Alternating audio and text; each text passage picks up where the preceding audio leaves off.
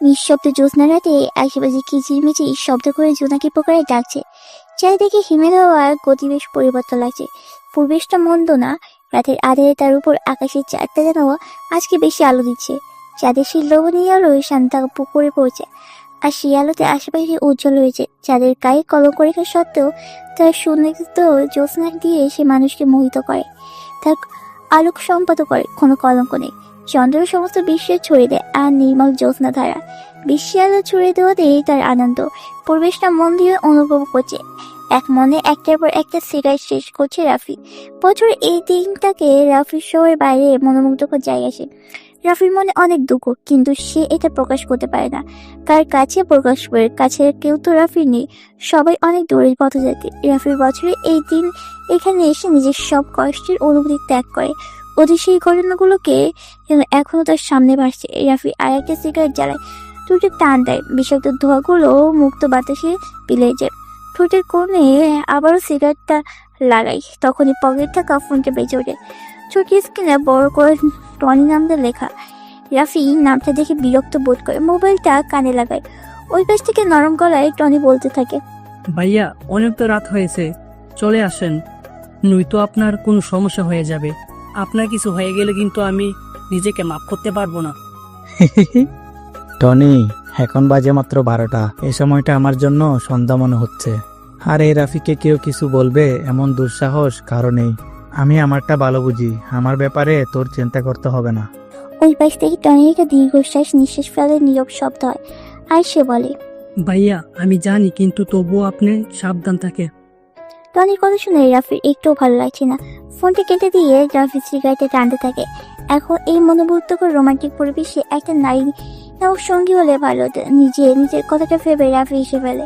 কোন রূপসী জেনে শুনে এতটা অবাক ছেলের সাথে জড়াবে, যার নেই কোনো বাবা মায়ের পরিচয়, তবে একটা নামের দেশে সবাই রাফিকে চেনে, হলো রাফু ভাই। কিন্তু আজ পর্যন্ত সেই অন্ধকার জগতে রাফু ভাইকে কেউ দেখেনি। প্রতিটা শহরে রাফু ভাইয়ের নামে চাঁদা ওঠে। মানুষ তার নাম শুনলে ভয় পেয়ে যায়। মায়েরা রাফুর নাম বলে শিশুরা ঘুমিয়ে পড়ে। রাফি ছেলেবেলাটা শুধু রয়েছে অন্ধকার চাপা কান্নার মতো। রাফির হাতে থাকা সিগারেটটা প্রায় শেষের দিকে আরেকটা টান দিয়ে মাটিতে ফেলে দেয়। সে বসে থাকাতে উঠে রাত যত বাড়ছে চাঁদের আলো যেন বেড়ে যাচ্ছে। রাফি সেখানে তার আর 15 ফিট কাছে এসে বাইকটা স্টার্ট দেয়। জায়গাটা জঙ্গলের পাশে। রাফির বাইকটা জঙ্গলের মাঝ দিয়ে যাচ্ছে। হঠাৎ পিছনে একটা ডাল ভাঙ্গার শব্দ শুনে বাইকটা হালকা স্লো করে। আর কোনো শব্দ পায় না। রাফি তাই বাইকটা জোরে টান দেয়। কিছুক্ষণ পর মেয়েলি কণ্ঠস্বরে জোরে চিৎকার শুনে রাফি বাইকটা থামায়। আবার একটা চিৎকার আওয়াজ। রাফির বুকের ভেতরে সাহস নিয়ে এগিয়ে যায়, আওয়াজটা অনুসরণ করে। কিছু দূর যাওয়ার পর ঝোপের আড়াল থেকে কিছু লোকে কথোপকথন শুনতে পায় রাফি। পিছন থেকে পিস্তলটা বের করে হাতে নিয়ে সামনে এগিয়ে যায়। একটা কথা শুনে রাফি দাঁড়িয়ে যায়, আর লোকগুলো কথা শুনতে থাকে। ভাই, মেয়েটা তো অনেক বেশি চিল্লাচ্ছে, কি করবো এটাকে? হা, ঘুমের ওষুধ খেলে মানুষ যেমন ঘুমিয়ে পড়ে, ঠিক তেমন ভাবে ঘুমের একটা ওষুধ দিয়ে দে।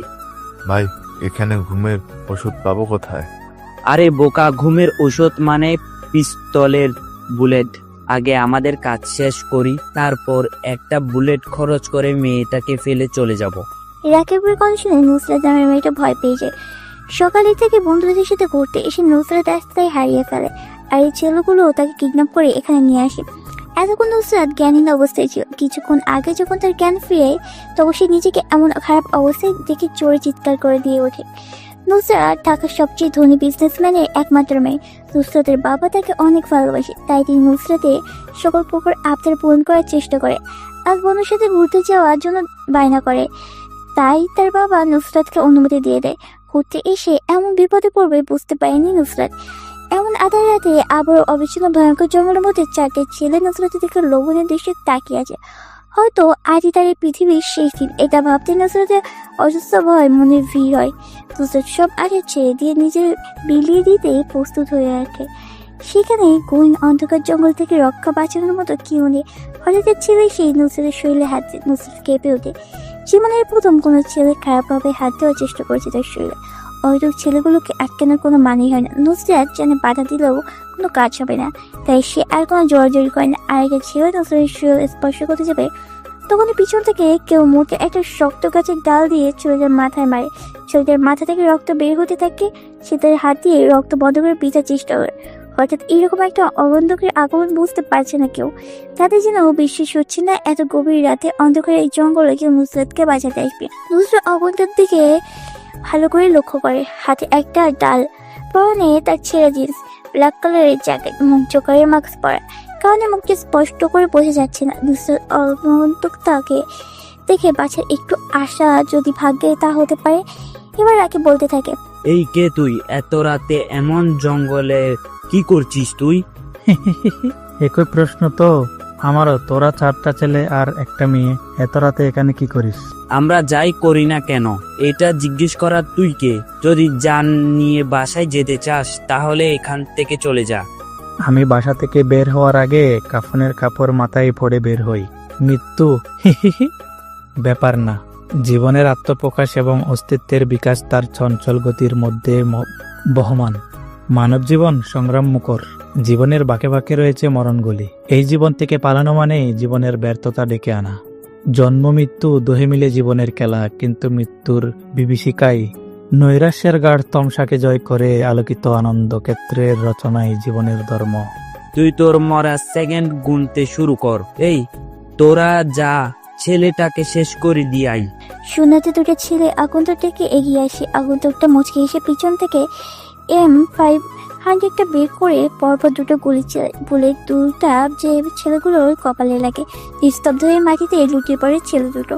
কপাল থেকে গড়িয়ে পড়ে রক্ত।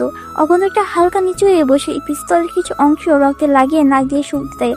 রক্তটা যেন তার অনেক প্রিয়। আগন্তুককে এমন টেবিল মার্কা রূপ দেখে ভয় পেয়ে যায় রাকিব। রাকিবের প্যান্ট থেকে পকেট থেকে সে ছোট চুড়ি বের করে সে হাতে নেয়। নুসরাত পাশেই দাঁড়িয়েছিল, যার কারণে রাকিব বাম হাত দিয়ে তাকে কাছে টেনে গলায় ছুরিটা ধরে রাখে। রাকিব ভয়ে ঘেমে একাকার হয়ে গেছে। তার কাছে মনে হচ্ছে তার সামনে মৃত্যু দূত দাঁড়িয়ে আছে। নিজের জীবনে বাঁচানোর জন্য নুসরাতকে রাকিব ব্যবহার করছে। যদি তার নিজের প্রাণটা বেঁচে যায়, নুসরাত এখন একটুও ভয় পাচ্ছে না, কারণ আগন্তুকটাকে দেখে সে নিজের বিশ্বাস ফিরে পেয়েছে। রাকিব কাঁপা কাঁপা গলায় জোরে জোরে বলতে থাকে, দেখ, তুই পিস্তলটা হাত থেকে নিচে ফেলে দে, নয়তো এই মেয়েটাকে আমি মেরে দিব। মেরে দে মেয়েটাকে, তাতে আমার কি? মেয়েটা তো আমার কিছু হয় না, তাহলে কেন আমি তাকে বাঁচাবো? আমার মানুষের রক্তের গন্ধ অনেক বেশি পছন্দ। মানুষ খুন করাটা আমার পেশা, আর রক্তের গন্ধটা আমার নেশা। তুই মেয়েটাকে না মারলেও আমি আমার পিস্তল দিয়ে তোদের দুটাকেই মেরে দিব। রাকিব জোরে জোরে চিৎকার দিয়ে বলে, এই তুই কি পাগল হয়ে গেছিস? তোর সামনে একটা মেয়ে বিপদের মুখে দাঁড়িয়ে আছে, আর তুই তাকে বাঁচাবি না? কেমন মানুষ তুই? আমি এক্ষুনি ছুরিটা চালিয়ে দিব। কিন্তু তোকে প্রথমেই বলেছি মেয়েটাকে আমি চিনি না, তাহলে কেন আমি তাকে সাহায্য করব? তুই ছুরিটা চালিয়ে দে। রাকিব ছুরিটা নুসরাতের গলায় যত কাছে নিতে যাচ্ছে তত তার ঘামের পরিমাণ বেড়ে যাচ্ছে। হিমেল বাতাসে পরিবেশটা ঠান্ডা হয়ে আছে, কিন্তু রাকিবকে যেন কেউ অন্ধকার রুমে আটকে দিয়ে চলে গেছে। তাকে দেখে মনে হচ্ছে ছুরি ধারালো অংশটা নুসরাতের গলায় স্পষ্ট করছে। ছুরিটা বেশ ধারালো, যার কারণে হালকা স্পষ্ট করে নরম চামড়া কেটে রক্ত বের হওয়া শুরু হয়েছে। রাকিবের চোখের ফোকাসটা অন্তর্গতার উপর, হাতটা যেন কন্ট্রোল হারিয়ে ফেলেছে। এবার বেশি দ্রুত গতিতে রাকিব ছুরিটা নুসরাতের গলায় চালাবে, তখন একটা পিটকুটির শব্দ হয়। হু শব্দটা আগন্তুকের পিস্তল থেকে দুটো গুলি বের হওয়ার শব্দ। অতি দ্রুত গতিতে অন্তরটা গুলি চালাই। বলে বের হওয়ার শব্দে আশেপাশে গাছে বসে থাকা পাখিগুলো উঠে যায় আকাশ পানে। দুটো বুলেট যে রাকিবের কপালে লাগে। পিছন দিকে চিত হয়ে পড়ে যায় রাকিব। চোখ জোড়া এখনো খোলা, সে সোজা হয়ে বসতে চাইল, কিন্তু তা আর পারল না। প্রবল ভয় আর অস্থিরতা গ্রাস করছে রাকিবের ভেতর। তার শ্বাস ভারী হয়ে উঠছে। মুখটা হা করে কি যেন বলতে চাইল সে। আওয়াজ থেমে গেছে, মুখটা বন্ধ হয়ে চোখ জোড়া এখনো খোলা, দৃষ্টিটা আকাশের দিকে। রাকিবের প্রাণ পাখি এখন আকাশের দিকে। আগন্তুকটা নুসরাতকে হাত ইশারা করে আসতে বলল। নুসরাত বাধ্য মেয়ের মতো করে আগন্তুকের পিছনে পিছনে যেতে থাকে। আপনি আমার অনেক বড় উপকার করেছেন। আমি কি বলে আপনাকে ধন্যবাদ দিব সেটা বুঝতে পারছি না। আপনার জন্য আজ আমি বেঁচে গেছি, আমার সতীত্বটা বেঁচে গেছে। আমি আপনার প্রতি চিরকৃতজ্ঞতা স্বীকার করছি। হঠাৎ পিছন থেকে নুসরাত এমন কথা শুনে অন্তত পিছনে তাকে শব্দ করে হেসে বলে, কর্তব্য পালনের মধ্যে মানব জীবনের গুরুত্বপূর্ণ পরিচয় প্রকাশ পায়। জীবনের সকল কর্মকাণ্ডের মধ্যে কর্তব্যকে অগ্রাধিকার দিতে হয়। বিশ্বজগতে কিছু দায়িত্ব সম্পাদনের জন্যই মানুষকে সৃষ্টি করা হয়েছে। মানুষ যতদিন পৃথিবীতে অবস্থান করবে ততদিন তাকে কর্তব্য পালন করতে হবে। কর্তব্যের কাছে ভাই বোন কেউ নেই। আপনি আমার অনেক বড় উপকার করেছেন, যদি আরেকটু উপকার করে দিতেন। জি অবশ্যই, বলেন আর কি উপকার করতে পারি আপনার জন্যে? আসলে আমি আমার কিছু ফ্রেন্ডদের সাথে ঘুরতে এসেছিলাম, রাস্তা ভুল করে অন্য রাস্তায় চলে আসি আমি। তখনই সেই ছেলেগুলো আমাকে কিডন্যাপ করে এখানে নিয়ে চলে আসে। আপনি যদি আমাকে বাসায় যাওয়ার একটা ব্যবস্থা করে দিতেন। আবু দৌড়ে নুসরতকে নিয়ে রওনা দেয় তাদের গন্তব্যের উদ্দেশ্যে। আঁকাবাঁকা রাস্তা পাশ দিয়ে চলে গেছে হাওড়া। আর এমন নিশিরাতে দুটা যুবক যুবতী এক বাইকে বসে যায়। কিছুক্ষণ আগেই তাদের দাদা, কিন্তু এখন মনে হচ্ছে তারা দুজনে কত আগে থেকে চেনে। সকাল 8টায় রাফি ঘুম ভেঙে রাতে ভালো করে ঘুমাতে পারেনি রাফি। এখন সকাল সকাল টনি এসে রাফির ঘুমটা ভাঙিয়ে দেয়। বাড়িটা অনেক পুরানো, কিন্তু ভিতর থেকে দেখলে মনে হয় না বাড়িটা এত পুরানো। দোতলা এই বাসাতে রাফি, টনি আর কিছু কাজের লোক থাকে। নাস্তা করার জন্য রাফি নিচে এসে দেখে টনি আর কাজের লোকগুলো টেবিলে খাবার সাজিয়ে পাশে দাঁড়িয়ে আছে। এটা তাদের প্রতিদিন নিয়ম। রাফিকে সম্মান দেখানোর জন্য সবাই প্রতিদিন এইভাবে দাঁড়িয়ে থাকে। মুছে এসে চেয়ারটা টান দিয়ে খেতে শুরু করে। কিছুক্ষণ পর রাফি লক্ষ্য করে যে টনি এক মনে চেয়ে আছে তার দিকে, আর কোনো কিছু বলার অধীর আগ্রহ নিয়ে দাঁড়িয়ে আছে। এটা বুঝতে পেরে রাফি নিজেকে থেকে বলে, কিরে টনি, আমার দিকে এরকম করে চেয়ে আসিস কেন? মনে হচ্ছে কিছু বলতে চাস আমাকে। আসলে ভাই, আপনি তো জানেন আমি আপনাকে অনেক সম্মান করি। আপনার অনুমতি ছাড়া কি আমি আপনাকে বলতে পারি? যদি অনুমতি দেন তাহলে বলবো। বলে ফেল, কি বলবি? তবে যেটাই বলিস না কেন সেটা যেন খারাপ কিছু না হয়। ভাই, আপনি যে একটা সিদ্ধান্ত নিয়েছেন ছদ্মবেশে ঢাকা বিশ্ববিদ্যালয়ে ভর্তি হবে, এটা কি দরকার ছিল? আপনি অযথা কষ্ট করবেন কেন? আমি না হই ছদ্মবেশ নিয়ে ভর্তি হই। রাফি কোনো কাজ করার সিদ্ধান্ত নিলে তা আগে থেকেই সাজানো হয়ে থাকে। আমি চাই না আমার আসল পরিচয় কেউ জানো, তাই ছদ্মবেশ নিয়ে আজ ভার্সিটিতে যাব। আমি সবকিছুর ব্যবস্থা কর। রাফি খাওয়া প্রায় শেষ। টেবিল থেকে ওঠার তাই সে সামনের সোফার উপরে থাকা সিগারেট পকেটে রাখা নিয়ে উপরে উঠে সিগারেট জ্বালায়। সিগারেটটা নিয়ে তার রুমে ব্যালকনিতে এসে তার এখন থেকে শহরটা প্রায় ভালো বোঝা যায়। সিগারেটের বিষাক্ত ধোঁয়াগুলো মুক্ত বাতাসের সাথে মিলিয়ে দেয় আকাশ পানে। আকাশে রোদের তাপটা একটু বেশি, ভোর থেকে সূর্যটা একটু বেশি চেতে আছে। সেই রোদরে ঝকমক করণে অসহ্যকর তাপে রাফির শরীর ঘেমে একাকার হয়ে গেছে। সেই ঘামানো শরীর নিয়ে ঢাকা বিশ্ববিদ্যালয় ক্যাম্পাসে প্রবেশ করে রাফি। কোটি কোটি পায়ে গেট দিয়ে প্রবেশ করে ভার্সিটির নতুন একটা ছেলে, যার নাম রাফি। পরনে সাদা কালারের ফুল হাতে একটা শার্ট, বুকে বোতামটা লাগানো চকলেট কালারের খেলা একটা প্যান্ট, পায়ে একজোড়া কম দামি চটি, চোখে একটা মোটা ফ্রেমে স্টুডেন্ট চশমা, মাথা ভর্তি লম্বা চুল, কালো চুল, পাশ দিয়ে কাটিং করা সিঁথি করা, মুখটা শ্যামলা বর্ণের উজ্জ্বল। চশমা পরার কারণে রাফিকে কেমন যেন বোকা বোকা লাগছে। কম বেশ অনেক স্টুডেন্ট নতুন এই ছেলেকে দিকে তাকিয়ে আছে, বোঝার চেষ্টা করছে কি এই ছেলে। বছরের মধ্যে দিকে ইউনিভার্সিটি আগে কখনো এমন বোকা ছেলে ক্যাম্পাসে আবির্ভাব হয়নি। সবার কাছে রাফিকে হাস্যকর মনে হচ্ছে। রাফি আশেপাশে তাকায়। ভার্সিটির বিশাল মাঠটা জুড়ে রয়েছে সবুজ রঙের সমাবেশ। মাঠে কোথাও বসে আছে কিছু যুবক যুবতী, যা নিজেদের প্রেম আলাপ নিয়ে ব্যস্ত। আর কিছু স্টুডেন্ট তাদের হয়তো কথোপকথন নিয়ে ব্যস্ত। এই শহরে সবাই ব্যস্ততায় বিরাজমান। কেউ ক্ষুধার কারণে কাজের সন্ধানে ঘুরে বেড়ায় ব্যস্ত শহর। এক মুঠো ভাতের আশা অপেক্ষা প্রহর গুনতে হয় তাদের। কিন্তু এই শহর কি দেয় তাদের? শূন্য হাতে ফিরিয়ে দেয় তাদের। যাদের ঝুড়ি টাকা আছে, ক্ষমতা আছে, সবাই তার পিছনে পড়েছে। রাফি আর একটু সামনে গিয়ে যায়।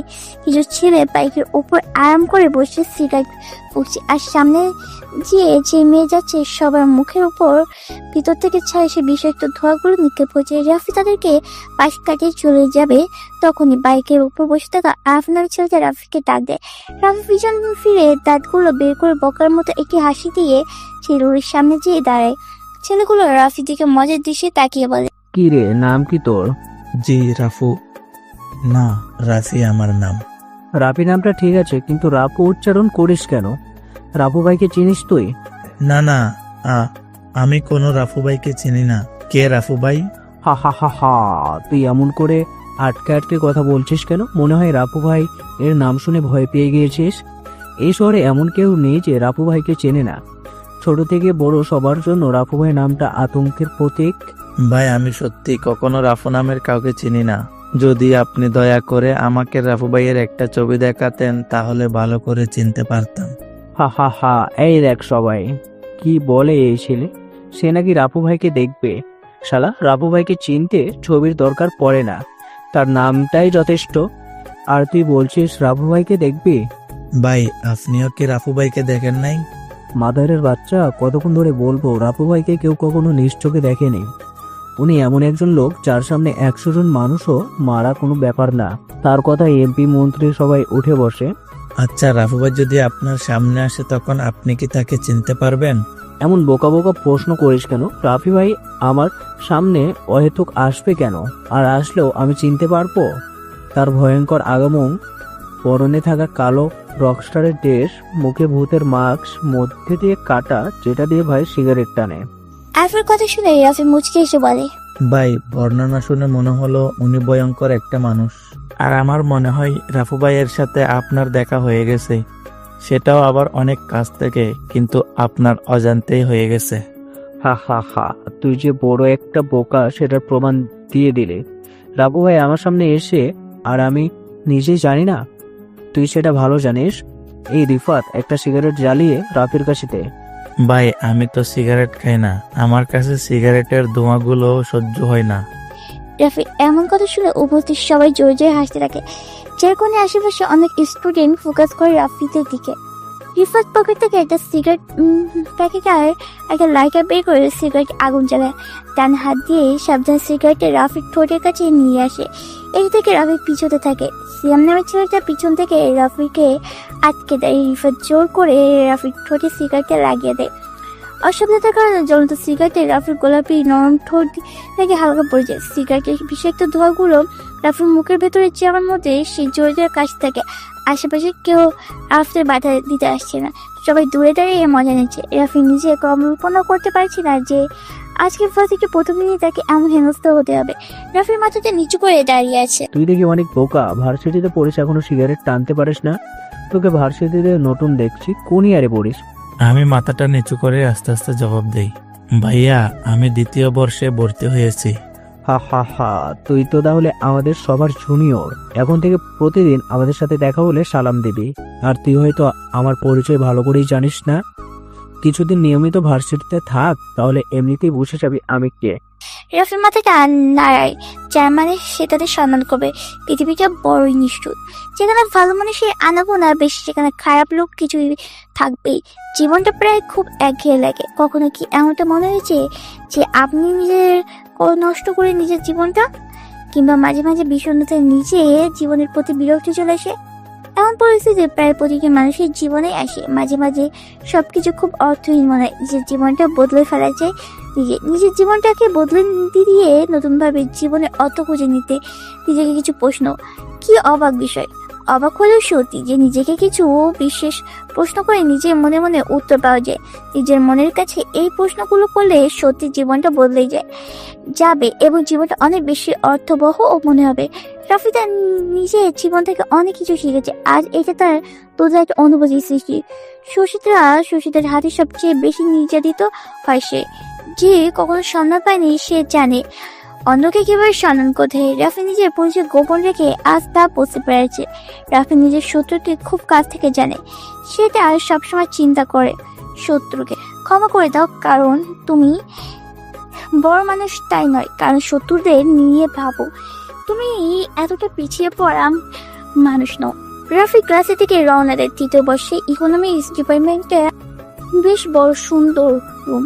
এখানে ক্লাসে কখনো শিক্ষক প্রবেশ করেনি। রাফি ক্লাসে প্রবেশ করে, সবাই অবাক দৃষ্টিতে তার দিকে তাকায়। এতক্ষণ সবাই বুঝে গেছে রাফি নামে এই বোকা ছেলেটা এই ক্লাসের স্টুডেন্ট।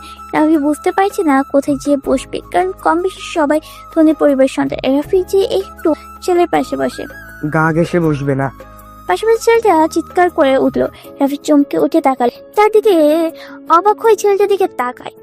রাফি যেন কেন সে গা ঘেসে বসতে পারবে না। ছেলেটি রাফি দিকে থাকা দেখে বলতে থাকে, এই ছেলে রাফি নাকি যেন নাম তোমার? তুমি আমার পাশে বসেছো কেন? পিছনে তো আরো সিট আছে, ওইগুলোতে যেয়ে বসো। ভাইয়া, আমি আপনার পাশে বসলে কি সমস্যা হয়? আর সামনের সিট থাকতে আমি পিছনে যেয়ে বসবো কেন? তুমি দেখছি অনেক বোকা, কিছু বোঝো না। আর তোমাকে দেখে বোকা বোকাই মনে হয়। তুমি আমার পাশে বসলে আমাকেও বোকা বোকা লাগবে। তোমার সাথে আমার কি যায় দেখো একবার। ভাইয়া, আমি তো নতুন, আপনার পাশে বসি। বসতে পারো একটা শর্তে, তুমি আরো দূরে যেয়ে বসো, আমার আশেপাশে যেন তোমাকে না দেখি। রাফি মাথা নেয়। সে বসে বসে চিন্তা করছে, পৃথিবীতে সবথেকে নির্লজ্জ হলো মানুষের মন। কিছু কিছু মুহূর্তে মানুষ খুব একা হয়ে যায়, যার মনের অবস্থা বোঝার ক্ষমতা কারো থাকে না। জীবন তো বহমান নদী, থেমে থাকে না। অনেক কিছু আশা থাকলেও পাওয়া যায় না, আশাগুলো পড়ে থাকে, শুধু স্মৃতি হয়। জীবনের অনেক কিছু যায় হারিয়ে। রাফি তার অতীত নিয়ে বেশ গম্ভীরভাবে চিন্তা করে। জীবন আসে, জীবন ভাসে অজানা স্রোতে, তবু জীবন এগিয়ে চলে আসে লক্ষ্যপথে। রাফি তার অতীতকে নিয়ে ভাবে, কিন্তু ভবিষ্যৎকে নিয়ে ঠিক সুন্দর করে চিন্তা করে। জীবনের কোনো একটা সময় মানুষ নিজেকে খুব অসহায় ভাবে, যে রাফির পিছনের দিনগুলোতে ফেস করেনি। এখন তার সামনে এসে ভয়ঙ্কর অতীত ভেসে ওঠে। রাফি এগুলো চিন্তা করছিল, তখনই ক্লাসের দরজায় কর্নারে সাইফুল স্যার। খুবই সাহিত্য প্রেমিক তিনি, পড়ান কম কিন্তু সাহিত্যিক গল্প বলেন বেশি। স্যারের পরনে একটা ফুলাদের সাদা কালারের শার্ট, কালো প্যান্ট, চোখে পাড়ালা চশমা, ক্লিন শেপ করা মুখ, কিন্তু নাকের নিচে বড় হেঁচকাটা গোফ জন্য তাকে বেশ মানেছে। সাইফুল স্যার চেয়ারে তিনি বসে পড়ে। তিনি কিছু একটা ভেবে বলে, আজ তোমাদের আমি একটা নতুন গল্প শোনাবো, সবাই প্রস্তুত হও। নিজের ব্যাগ গুছিয়ে স্যারের দিকে মন দিয়ে রাফিও তাদের মতো একজন। স্যার এবার বলতে শুরু করে, আসসালামু আলাইকুম ভাই, একটু সরবেন, ওই সিটটা আমার। তাকিয়ে দেখি কালো রোগা মতো অদ্ভুত দর্শনের একজন লোক আমার পাশের সিটটাকে ইঙ্গিত করে দাঁড়িয়ে আছে। তাড়াতাড়ি সালামের জবাব দিয়ে সরে তাকে ভেতরে ঢোকার জন্য জায়গা করে দিলাম। ঢোকার সময় লোকটার গায়ে হাত লাগার পর তার শরীরটা কেমন যেন ঠান্ডা ঠান্ডা লাগলো। একটু ভয় পেয়ে গেলাম। লোকটা মনে হয় ব্যাপারটা বুঝতে পারলো এবং রহস্যময় মুচকি একটা হাসি দিল। আমি কিছুক্ষণ লোকটার দিকে তাকিয়ে অন্য পাশে ফিরে বসলাম। বাসটা ছেড়ে দিল। অনেকদিন পর নানার বাড়িতে যাচ্ছে। বিভিন্ন সমস্যার কারণে মাঝখানে কয়েক বছর যাওয়া হয়নি। এবার একটা বড় ধরনের ছুটি পাওয়ার ফলে রওনা দিলাম। বাড়িতে নানা নানি আর দূর সম্পর্কের দুইজন মামাতো ভাই ছাড়া কেউ থাকে না। আগে অনেক লোকজন থাকতো, আমরাও বিভিন্ন সময় সেখানে চলে যেতাম। সেই সব স্মৃতি মাঝে মাঝে ওকে দিয়ে যায়। কত মজাই না করতাম। ভাই কি নানা বাড়ি যাচ্ছেন? হঠাৎ লোকটা প্রশ্ন করে বসল। কিছুটা অবাক হয়ে জবাব দিলাম, জি। আপনি কি করে বুঝলেন? কি আপনাকে ওই বাড়িতে দুই একবার দেখেছি বলে মনে হচ্ছে। আপনার নানার নাম করিমউদ্দিন ভূঁইয়া না? জি। আপনি আমার নানাকে চেনেন? আগে প্রায় সময় ওই বাড়িতে যেতাম, এখন আর যাওয়া হয় না। মনে মনে ভাবলাম, বাড়িতে তখন অনেক লোকে আসতো, সবাইকে তো আর চেনা সম্ভব না। ওদের মধ্যে কেউ একজন হবে আর কি। এমন সময় বিভিন্ন দিক থেকে হর্নের শব্দ কানে আসতে শুরু করলো। তাকিয়ে দেখি সামনে বিশাল জাম লেগে গিয়েছে। আজকে মনে হয় বাড়ি যেতে অনেক রাত হয়ে যাবে। আপনার নাম কি? আমার নাম সগীর, আপনার নানাদের পাশের গ্রামে থাকতাম। থাকতাম মানে এখন আর থাকেন না? না বলে লোকটা একটা দীর্ঘশ্বাস ফেলল। তারপর হুট করে একটা কথা জিজ্ঞেস করে বসল। আপনি কি জিন ভূতে বিশ্বাস করেন?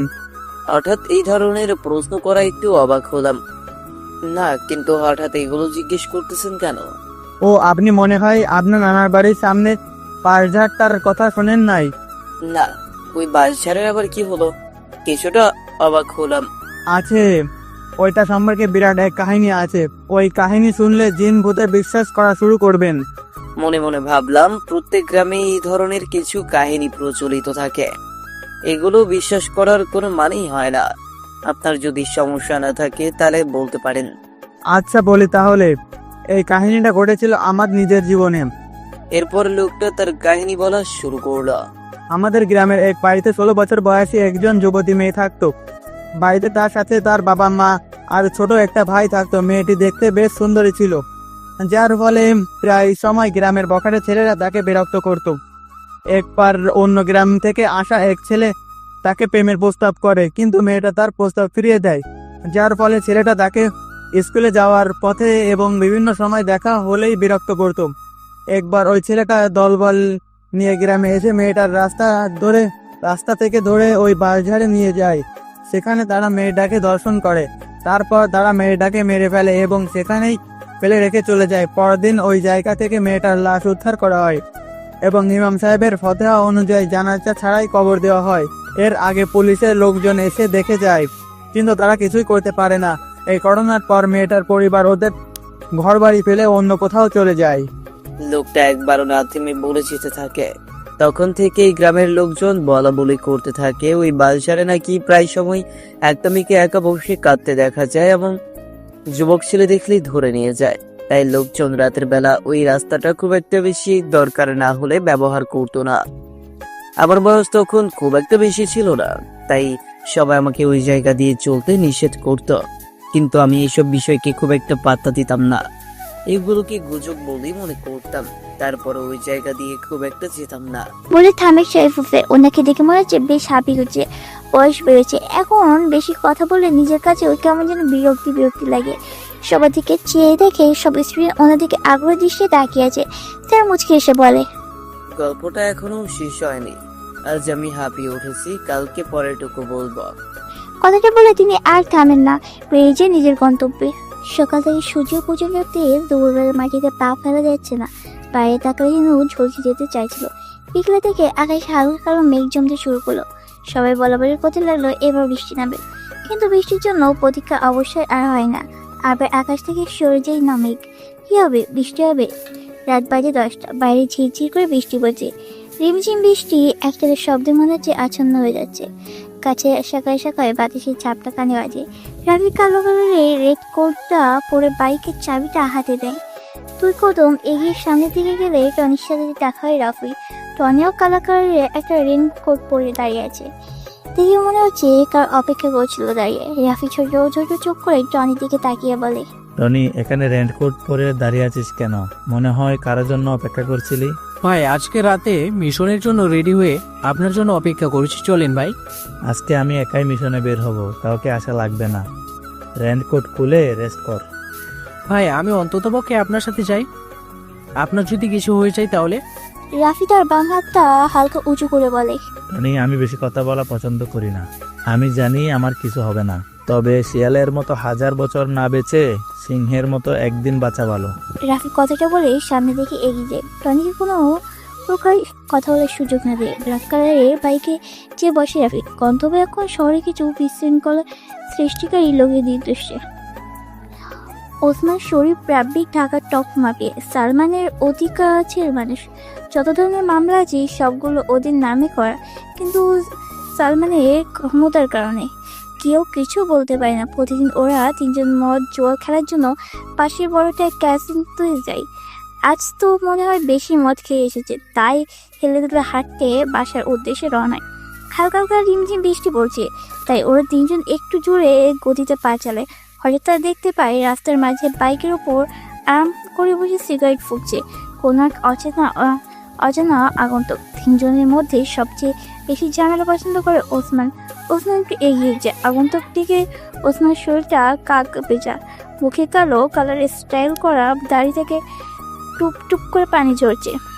বৃষ্টির পানির মধ্যে সবার নেশা কেটে গেছে। ওসমানের আগন্তুকের কাছাকাছি চলে এসেছে। আগন্তুকটার পরনে কালো কালারের রেনকোট, মুখ ভর্তি কাটার মাস্ক, যে অংশ দিয়ে সে নিকোটিনে ধোয়া উড়াচ্ছে। আজকে এই ব্যস্ত শহরে এটা কেমন যেন নিস্তব্ধতা বিরাজ করছে। কোনো মানুষ আনাগানো দেখা যাচ্ছে না। হয়তো বৃষ্টির আমেজে থাকায় সবাই অবস্থান করছে। দূর থেকে ল্যাম্পপোস্টে ঘোলাকে আলো দিচ্ছে। পিচ ঢালায় রাস্তাটা আজ বৃষ্টির পানিতে বিদঘুটে কালো আকৃতি ধারণ করেছে। আগন্তুকের হাত থাকা সিগারেটটা বেশ শেষ হয়ে গেছে। সিগারেটের না পড়া অংশটুকু ভেজা রাস্তার উপর ফেলে দেয়। রেনকোটের পকেট থেকে আরেকটা সিগারেট আর লাইটার বের করে সিগারেটে আগুন ধরাবে, তখনই ওসমানের ডান হাত দিয়ে আগন্তুকের হাতটা সিগারেট আর লাইটারটা কেড়ে নেয়। আগন্তুকটা কিছু বলে না শব্দ করে একটা হাসি দেয়। এমন হাসির শব্দ শুনে পিছন থেকে শরীফ আর রাব্বি ওসমান থেকে কিছু দূরত্বে অবস্থান করে। ওসমান বেশ গম্ভীর গলায় আগন্তুককে উদ্দেশ্য করে বলে, এই বৃষ্টির অন্ধকার রাতে তুই রাস্তার মাঝে বাইক থামিয়ে বসে বসে সিগারেট ফুঁকছিস কেন? আগন্তুক কিছু বলে না, আবার একটু বিদঘুটে হাসি দেয়। এটা থেকে পিছন থেকে শরীফ উচ্চ কণ্ঠে বলে ওঠেন, কিরে, তুই এমন করে হাসছিস কেন?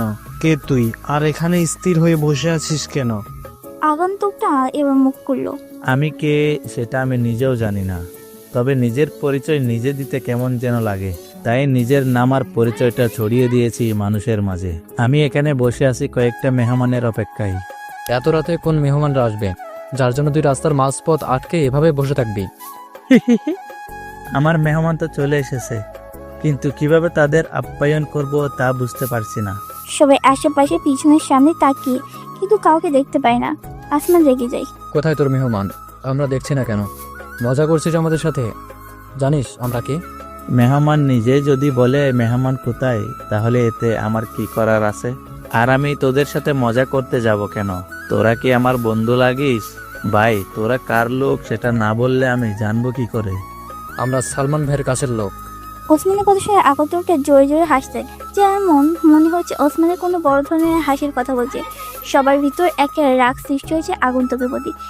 সেখানে সবাই সালমান ভাইয়ের কথা শুনলে খারাপ অবস্থা হয়ে যায়। সেখানে অচেনা একটা আগন্তুক সালমান ভাইয়ের কথা শুনে মজা নিচ্ছে। আগন্তুকের হাসি যেন ওসমানের সহ্য হয় না, তাই সে রেগে বলে, তাই তুই এভাবে হাসছিস কেন? আমি কি কোনো মজার কথা বলেছি? তুই কোনো মজার কথা বলিসনি, তবে গুরুত্বপূর্ণ কথা বলার সময় আমার একটু হাসি বেশি পাই। সবার সাথে গুরুত্বপূর্ণ কথা বলার সময় হাসতে নেই। হয়তো সেই লোকটা তোর মতো সাইকো না। সাইকো শব্দটা ছোট, কিন্তু একটা মানুষ এই শব্দের জন্য অনেক কিছু থেকে পিছিয়ে যায়। আমি নিজেও জানি না যে আমি একটা সাইকো, তবে মাস্তানের ব্যাপারে আমি খুবই সতর্ক থাকি। দেখ, অনেক রাত হয়েছে, আমি বুঝতে পারছি তোর কোনো মেহমান আসবে না। তুই আজকে মনে হয় বেশি খেয়ে ফেলেছিস, তাই আবল তাবল বকছিস। বাসায় যা, এমনিতেই ঠিক হয়ে যাবে। বস, আমি মদ খেলেও নেশায় আমাকে ধরতে পারে না।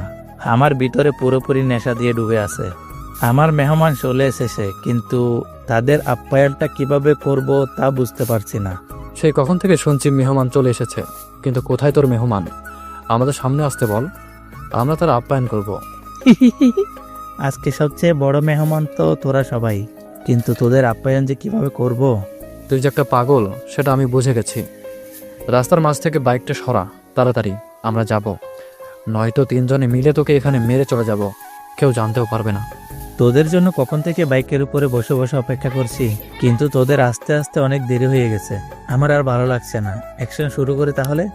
আগন্তুকটা কথা বলে রেনকোটের পিছন থেকে একটা পিস্তল বের করে শক করে একটা গোল বের বুলেটটার যে সোজা ওসমানের কপাল বরাবর লাগে। কেমন যেন পরিবেশটা থমথম অবস্থায় ধারণ করছে।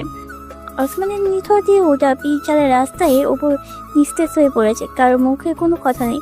হঠাৎ কথার মাঝে আগন্তুকটা এইভাবে গুলি চালাবে কেউ ভাবতে পারে না। আগন্তুক পিস্তলটা আবার রিলোড দিয়ে নেয়। পিস্তলটা সোজা রাব্বির দিকে তাক করে। শুরু ট্রিগার চাপ দেওয়া বাকি আছে। আগন্তুকের হাতের দ্বিতীয় সারি আঙুলটা দিয়ে হালকা করে ট্রিগার ছোঁয়া দেয়। রাব্বির গলা শুকিয়ে গেছে। মনে হয় এখন কেউ 10 লিটার পানি দিলেও সেটা শেষ করে দিবে। ট্রিগারে হালকা করে একটা চাপ আর পৃথিবী থেকে রাব্বির নামটা মুছে যাবে। সত্যি সত্যি যেন এইবার আগন্তুকের পিস্তলে ট্রিগারে জোরে চাপ দিয়ে 68 ডিগ্রি তাপমাত্রায় গরম বুলেটটা যে রাব্বির গলায় লাগে। ডান হাত দিয়ে গলা চেপে ধরার পাঁচের ভিতর চেষ্টা করে। রাব্বি তার নিথর দেহটা বিদ্যালয়ের ভেজা রাস্তায় পড়েছে। ওসমান আর রাব্বি এমন করুণ অবস্থা দেখে শরীফ ভয়ে ভয়ে পিছন থেকে তার পিস্তলটা আগন্তুকদের তাকে তাক করে ধরে রাখে। আগন্তুকটা সরু চোখে শরীফের দিকে তাকায়। শরীফ ছেলেটা অল্প বয়সে 23-24 হবে, হয়তো কালো রঙের শরীর, তার মুখে হালকা হালকা দাড়ি দেখাচ্ছে। শরীরে হাত কাঁপছে, তবুও আগন্তুকের দিকে গানটা ধরে আছে। আঙুলটা মাটির থেকে লাইটারটা নিয়ে উঠে পকেট থেকে একটা নিয়ে বের করে চালায়। সোজা যেয়ে বাইকের উপর হেলান দিয়ে বসে। সিগারেটের জোরে দূরে টান দিয়ে শরীফের উদ্দেশ্য করে বলে, কিরে, ভয় পেয়ে গেছিস? সেগুলো দেখে ভয় পাওয়ার কিছু নেই। তোকে মারবো না আমি, কিন্তু সেটা একটা শর্তে। যদি তুই আমাকে কিছু তথ্য দিতে পারিস, তাহলে আমি তোকে এখনই ছেড়ে দিব। শরীফ মনে হয় কিছুটা নিশ্চিন্ত হয়ে তাই সে হাত থেকে তাকে পিস্তলটা নামিয়ে নেয়। ডান হাত দিয়ে মুখের ঘামটা ছিটে ফোটা বৃষ্টি পানির ফোঁটাগুলো মুছে নেয়। এমন ঠান্ডা একটা পরিবেশে শরীফ ভয় পেয়ে ঘেমে একাকার হয়ে যায়। ভয় কাতর গলায় শরীফ বলতে থাকে, ভাই, কি তথ্য জানতে চান আপনি? নিরীহ মানুষকে ভয় পেতে দেখলে আমার অনেক মজা লাগে, কিন্তু আজ প্রথম কাউকে দেখে কেমন যেন মায়া লাগছে। তুই এখন আমাকে বল, সালমানকে আমি কোথায় পাবো? ভাই আমি কিভাবে বলবো সালমান ভাই এখন কোথায় থাকে? আমি কিছু জানি না এ বিষয়ে। ওসমান সব সময় সালমান ভাইয়ের সাথে বেশি থাকতো। আমি তেমন কিছু ভালো করে জানি না। আমাকে ছেড়ে দেন প্লিজ ভাই। ছেড়ে দিব? সেই ভুলটা আমি আর করছি না। এই রাফি বেশি কথা আর বেশি প্রশ্ন করা পছন্দ করে না। আমি নিজে নিজে সালমানকে খুঁজে বের করব। তবে এখন তোকে বাঁচিয়ে রাখা আমার ঠিক হবে না। ভালো থাকিস ওপারে। আগন্তুকটি তার পিস্তলটা নিয়ে সোজা একটা গুলি করে গরম বুলেটটা শরীফের কপালে লাগে। কপাল থেকে তাজা রক্ত বেরিয়ে হতে থাকে। বৃষ্টি আমাদের আজকের শহরটা যেন কেমন নীরব হয়েছে। দূর থেকে ভেসে আসছে কিছু পাতি কুকুরে বিদ্যুতের ডাক। হয়তো ওরা এতক্ষণ তাজা রক্তের গন্ধ পেয়েছে, কিন্তু বৃষ্টি থাকার জন্য আসতে পারছে না। বৃষ্টি গতিবেগ বেড়ে চলছে। ঝিরিঝিরি থেকে এখন বড় ফোটাই মুষলধারে বৃষ্টি পড়ছে। মাঝে মাঝে আবার জোরে জোরে বিদ্যুৎ চমকানো বিকট শব্দে কেবলছে শহরটা। জায়গাটা আগের মতো থাকবে, তবে কাল থেকে সকাল থেকে এই জায়গাটায় মানুষের ভয়ে ভয়ে চল। জীবনটা এক যুদ্ধক্ষেত্র, লড়াই উতরাই থাকবে। সবকিছু পেরিয়ে গেলে তবে তো জিত আসবে। আগুন থেকে শরীফের মৃতদেহে তাই ছোট করে লিখে কিং রাফু ভাই। আগুন থেকে সেখানে আর এক মুহূর্ত পর্যন্ত দাঁড়ায় না। বাইকটা স্টার্ট দিয়ে অন্ধকার রাজনীতিতে তার গভীরতে হারিয়ে যায়। ভাই সালমানের কোনো খবর পেয়েছেন? সকাল প্রায় 8টার কাছাকাছি রাফি ঘুম থেকে উঠে নিজে এসে সোফায় বসে পড়ে। টনিক চায়ের কাপটা হাতে নিয়ে রাফির সামনে তাকে টেবিলের উপর রাখে। গরম চা থেকে বাষ্প হয়ে নিরবিচ্ছিন্ন ধোঁয়াগুলো উঠতে থাকে। দুজনের মধ্যে এক প্রকার নীরবতা বিরাজ করল। তখনই টনি রাফিকে উদ্দেশ্য করে কথাটা বলে। টনির কথায় রাফি হাত থেকে চায়ের কাপটা টেবিলের উপর রেখে ছোট ছোট চোখ করে একটা মুচকি হাসি দেয়। সামনের দেয়ালে ফিট করা 32 ইঞ্চি টিভিটা রিমোট দিয়ে অন করে। প্রথমে খবরের চ্যানেলটা ভেসে ওঠে। একজন মহিলা খবর বলছে, ব্রেকিং নিউজ। আজ সকালে বনানীতে একটা পরিত্যক্ত গোডাউনের পাশে 3টা লাশ পাওয়া যায়। পুলিশ এখনো তাদের তদন্তর কাজ চালিয়ে যাচ্ছে। তবে পুলিশের একটাই বক্তব্য, বাংলাদেশের সবচেয়ে বড় মাফিয়া লিডার রাফু ভাই এই খুনটা করেছে।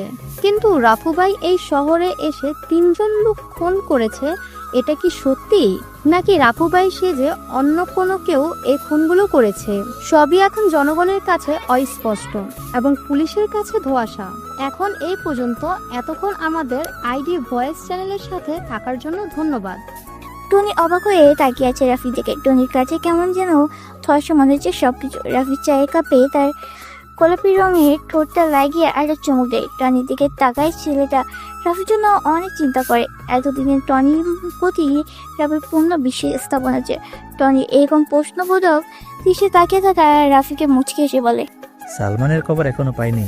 তবে আমি যখন এই শহরে চলে এসেছি তখন সালমানকে মারা আমার জন্য কোনো ব্যাপারই না। ভাই টিভিতে যে দেখলাম আজ সকালে 3টা লাশ পাওয়া গিয়েছে, খুনগুলো কি রাফু ভাই আপনি করেছেন নাকি অন্য কেউ? কালকে রাতের মিশনটা আমি একাই শেষ করেছি। তবে মিশনে কাকে কাকে মেরেছি সেটা তোর কাছে ধোঁয়াশা হয়ে থাকলো। রাফি বসা থেকে উঠে দাঁড়ায়। টনিকে আর কিছু বলার সুযোগ না দিয়ে উপরে চলে যায়। টনি বসে বসে ভাবছে, রাফু ভাই কি সত্যি কালকে রাতের মিশনে সেই 3টে ছেলেকে মেরেছে, নাকি তার নাম ধরে অন্য কেউ? চিন্তা চেতনা করতে করতে হয়তো উত্তরটা টনির কাছে বের হয়ে আসবে। ওদিকে ছোট চা স্টলে বসে কিছু লোক আজকে সকালে লাশের সম্বন্ধে বিভিন্ন ধরনের আওড়ানো কথা বলছে। সাধারণত এইসব ছোট ছোট দোকানে অনেকে কথা বলে থাকে। রাফি তাদের কিছু কথা শুনে মুচকি এসে ফার্সিটির উদ্দেশ্যে রওনা দেয়। কালকে রাতে বৃষ্টি হয়, রাস্তার নিচু জায়গাগুলোতে পানি জমে আছে। আজকে আবারও গতকালের মতো কড়াকড়িভাবে রোদ উঠেছে। হয়তো এটাই হওয়া আজকে। রাফি হাঁটছে অন্য মানুষকে ভঙ্গিতে, উদ্দেশ্যহীন মানুষের মতো করে হাঁটা। অথচ রাফির একটা গন্তব্য আছে, সেটা হলো ঢাকা বিশ্ববিদ্যালয়। রাফি মাথাটা নিচু করে আগের মতো মাস্ক পেয়ে ক্লাসের দিকে রওনা হয়। আজকে সেই সাইফুল স্যারের ক্লাস। রাফি স্যারের কথাগুলো খুব মনোযোগ দিয়ে শুনে। স্যারের বলা গল্পটা রাফি কালকে অনেকক্ষণ ভাবছে, কিন্তু অনেক রহস্য রয়ে গেছে মনে কইনে আছে। কালের মতো আজ রাফির মধ্যে বেঞ্চে বসে ভুল করতে চায় না। শেষের দিকে ছোট একটা বেঞ্চ যে বসে। বেঞ্চটা জানলার পাশে যায় কারণে বাইরে কিছু হচ্ছে সবকিছু স্পষ্ট হয়ে দেখা যাবে। রাফি জানলা দিয়ে বাইরের দিকে তাকায়। আকাশে আজকে সূর্যের তাপটাও অনেকটা বেশি। কালকে বিকালে সেই অন্ধকার ভাবটা এখন কেটে গিয়ে নীল আর সাদা রং ধারণ করেছে। এই শহর সবাই নিজের কাজে নিয়ে ব্যস্ত। কেউ নিজের পরিবার চালাতে বেরিয়েছে কাজের উদ্দেশ্যে, আর কিছু ধনী ব্যক্তি অফিসের জন্য বিশাল বিশাল গাড়িতে চড়ে বসে আছে। রাফি এগুলো চিন্তা করছিল। তখনই ক্লাসে সাইফুল স্যার প্রবেশ করে। আজকে স্যারের মুখে তেমন কোনো হাসি উজ্জ্বলে, কেউ যেন উসখুসকে দেখায়, যার মনে হচ্ছে কালকে রাতে ভালো মতো ঘুম হয়নি। তাই সবাই লক্ষ্য করছে বিষয়টা। রাফি নিজেও বুঝতে পারছে না কি এমন হলো এক রাতে যার কারণে স্যারের ঘুম হারাম হয়েছে। সাইফুল স্যার নিজে স্বাভাবিক করে ঠোঁটের কোণে একটা হাসির ঝলক রেখে সবার উদ্দেশ্য করে বলে, আজকে সেই গল্পের বাকি অংশটুকু শুনবো। সবাই নিজেকে স্বাভাবিক করে বসে পড়ো। অন্যদিনের মতো আজকে স্যারের কথার কোনো অনুভূতি হচ্ছে না। সাইফুল স্যার তো সবসময় হাসি খুশি থাকতে পছন্দ করে, কিন্তু কি হলো আজ কেউ বুঝতে পারছে না। স্যার ছোট একটা কাশি দিয়ে বাকি গল্পের অংশটুকু বলতে থাকে। এক রাতের ঘটনা এখনো পুরোপুরি মনে আছে। সে রাতে আমি বাজার করে বাড়ি ফিরছিলাম। ফেরার সময় ভাবলাম আপনার নানা বাড়ি থেকে ঘুরে যাই। তখন ওই রাস্তাটা দিয়ে রওনা দিলাম। যদিও ভূত পেত্রিতে খুব একটা বিশ্বাস করতাম না, তারপরেও ওই দিন একটু ভয় ভয় করছিল। আকাশে চাঁদের আলো ছিল বলে টর্চটা জ্বালানোর প্রয়োজন বোধ করলাম না। চলার পথে একটা কুকুর দেখতে পেলাম। কুকুরটাকে দেখেই মনে মনে একটু শান্তি পেলাম। যাক, আমি ছাড়াও একটা জীবিত প্রাণী আছে। কুকুরটাও কি ভেবে আমার পিছু পিছু আসতে শুরু করলো, তখন কিছুই বুঝি নাই। ভাবছিলাম কুকুরটা আমার বাজার করা জিনিসগুলোর লোভে পিছু পিছু আসছে, আর কুকুরটার সাথে আছে বলে সাহসটা একটু বেড়ে গিয়েছিল, তাই আর পাত্তা দিইনি। কিছু দূর যাওয়ার পর যখন বাস ছাড়টার কাছে আসলাম, তখন হঠাৎ করে কার যেন হাসির শব্দ কানে বাজলো। এইবার একটু আগ্রহ বোধ করলাম, একটু ভয় ভয়ও লাগতে শুরু করলো। এই রাস্তা দিয়েই তো আমাকে বাড়ি যেতে হবে। লোকটা না থেমে বলে যেতে লাগলো, এই জায়গায় এত রাতে কে হাসাহাসি করতে যাবে? ভাবতে বুকটা একটু কেঁপে উঠলো। পরক্ষণেই দেখি বাঁশঝাড়টার তলায় একটা মেয়ে বসে কান্না করছে। সাথে সাথে ভয়ে পুরোপুরি জমে গেলাম। তখন খেয়াল হলো তাড়াতাড়ি এখান থেকে চলে যাওয়া উচিত, কিন্তু কিছুতেই পা নাড়াতে পারছিলাম না। মনে হলো কেউ যেন আটকে রেখেছে। কুকুরটা তখনও আমার পাশে দাঁড়িয়েছিল। একটু পর লক্ষ্য করলাম মেয়েটা উঠে দাঁড়ালো এবং হাতের ইশারা দিয়ে আমাকে ডাকতে শুরু করলো। অদ্ভুত একটা আকর্ষণ অনুভব করলাম মেয়েটার ভেতর, এবং সম্মোহিতের মতো তার দিকে হাঁটতে শুরু করলাম। আমার আগমন দেখে মেয়েটা হাঁটা শুরু করলো। আমিও একইভাবে তার পিছু হাঁটতে লাগলাম। হাঁটতে হাঁটতে কতদূর পর্যন্ত গিয়েছি খেয়াল ছিল না। আসলে কোনো দিকেই খেয়াল ছিল না। মনে হচ্ছিল আমাকে সম্মোহন করে রাখা হয়েছে। এক সময় একটা পরিত্যক্ত বাড়ির সামনে এসে মেয়েটা থামলো। এরপর আমাকে বাড়ির ভেতরে ঢোকার নির্দেশ দিল। আমি কিছুই বুঝে উঠতে পারছিলাম না। একটু একটু করে আগানোর চেষ্টা করলাম। এমন সময় দেখলাম একটা কুকুর কোথা থেকে যেন দৌড়ে এসে মেয়েটার উপর ঝাঁপিয়ে পড়লো। সেই কুকুরটা যেটা আমার পিছু নিয়েছিল। শুরু হয়ে গেল মেয়েটার কুকুরটার মাঝে লড়াই। কুকুরটা মেয়েটাকে আছড়ে কামড়ে ছিঁড়ে ফেলতে চাইছে। মেয়েটাও সমানতালে কুকুরটাকে আঘাত করছে। ততক্ষণে কিছুটা চেতনা ফিরে আসতে শুরু করলো। লড়াইটা একসময় ভয়ঙ্কর হয়ে গেলে আমি আর সহ্য করতে পারলাম না। তখন জ্ঞান হারিয়ে সেখানেই শুয়ে পড়লাম। একবার ভাবলাম লোকটা হয়তো বানানো গল্প বলছে, কিন্তু লোকটার চেহারা দেখে ভাবনাটা বাতিল করে দিতে হলো।